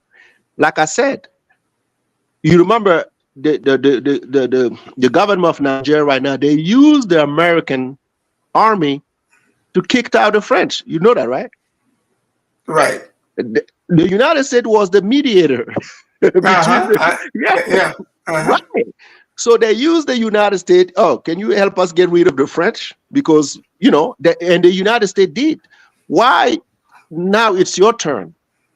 Why is your turn? Because maybe you should have gone to them and tell them, listen, I know we came here under this president. The agreement we had with them is about this, and how can we work together to make it better? I believe the people of Nigeria wouldn't say, we just don't want you here. No, that's not the case. But when you come to somebody's home and you try to dictate, like Zongo said, like I said, we have multiple partners. We never complained about the United States being there. Like I said, they've been there since 2012. Nobody never complained. Although we know there is something fishy about the military base, we never complained, right? We never did complain. So now, like you are in America, right? Afadamis, you have a business. And, if somebody, like you go to a bank or whatever, they want you to show a report to get access to something. You have to show a report. Right. Like me, I have an employer. If I'm not doing good, I have to explain why I'm not doing good. If I'm doing good, there is a report they have to present. So for Africans to sit here and not believe that a government in Africa can ask the United States produce a report. We want to see what you are doing. We want to see how effective is that military base. We want to see how that military base is going to impact the people of the Sahel. We have this question to ask the government of the United States. If we can ask those questions, then you gotta go. It's not about loving you because you have the most respected country in the world. You can have that, but when you are there, you are not. We don't see that. So why, when we ask for a report, we can't see the report? And you guys are getting mad that the United States should go. Like we live in the United States. We see how happy the United States is when they send logistics to Ukraine. You see how happy they are when they vote to send money to Ukraine, correct? Correct. And for us, it's like the mafia or murder, like we don't talk. I mean, I'm like, why? We have to ask these little questions, So we can, like the people, like Zongo said, if the people elected you to come there, so don't you think you have to show them a little report like, hey guys, listen, this is what we are doing. These are the terrorists leader that we're killing. This is the advance that we are making. Okay, within the next 6 months or 7 months, we will make sure you don't have a terrorist attack in this region. We good in that region. We come on now. We don't see that. I think if the Pentagon watches this, Zongo might be their next spokesman for It Africa. will be because it's gonna be. Africans have the right to ask questions. So it doesn't matter who that person is. If that's the United States, we will ask these questions. If they cannot answer, then we don't have a deal. How simple is that? We never told. Listen, first they said that you see what the French did to us, right? When they heard that we were having a conversation with Russia, they said, "Oh well, you guys cannot have Russia here." So we told them here, man, listen, we're gonna have Russia here if they want to be here. They say if that okay, they did that with Mali. If you guys are bringing Russia, we leave. That's what they said. Mali never kicked them out. They said if you guys bring Russia here, we're leaving. The Malian never kicked them out, so people are blaming. Okay, they left. The Malian said, okay, well, if you guys cannot work alongside the Russians, then you gotta go. Exactly. There is no agreement where we sign off the paper saying that you guys gotta go. They made the decision for themselves. We cannot work with Russian, therefore we are leaving. We told them goodbye. The United States is doing the same thing in the Sahel. We can't work with Russia. You guys have to make up your mind. That mind has already been made. Well, and finally, I want to address the guy that was talking about ECOWAS, right? Oh, Derek. Okay. Quick 30 seconds because I gotta go. I'm gonna do a quick one. Listen, I'm not happy with the fact that the Sahelians are not part of ECOWAS, right? Like I said before, I'm not happy because I want us to be together. I'm for unity, right? But under those conditions, we cannot. There is nothing that will come out of it. There is no good substance that's going to come out of it. So with the election of the new president in Dakar, Senegal, I believe after Tinubu, I believe they should elect him to be the head of ECOWAS for the next year. Hopefully, it will bring us together, and we will have a decent conversation, hoping that these three countries will come back. That's my hope. So but we in the Sahel, we're gonna watch him do his thing. He said a few things that that got people are really excited. So if he does it, then yeah, we can talk. But besides, thank you. Bye. All right, ladies and gentlemen, that brings us to the end of the show. I hope you guys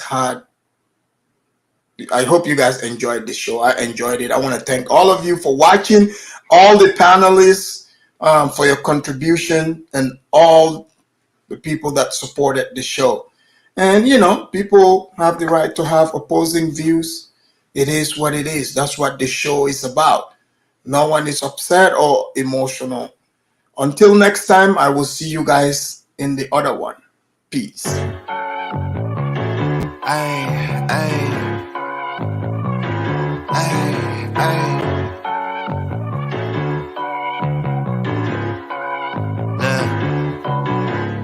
Baby girl love my bop and unlike me too. No roof on my top and my babe see-through. Hating on the pen, don't stop, shit ain't gon' feed you. I've been all on my grind, so why I need you? Baby girl love my bop and unlike me too. No roof on my top and my babe see-through. Hating on the pen, don't stop, shit ain't gon' feed you. I've been all on my grind, so why I need you? Big flex, my swole up. Double cup and I'm pulled up. Niggas hating like hold up. What's the problem? I'm pulled up. Big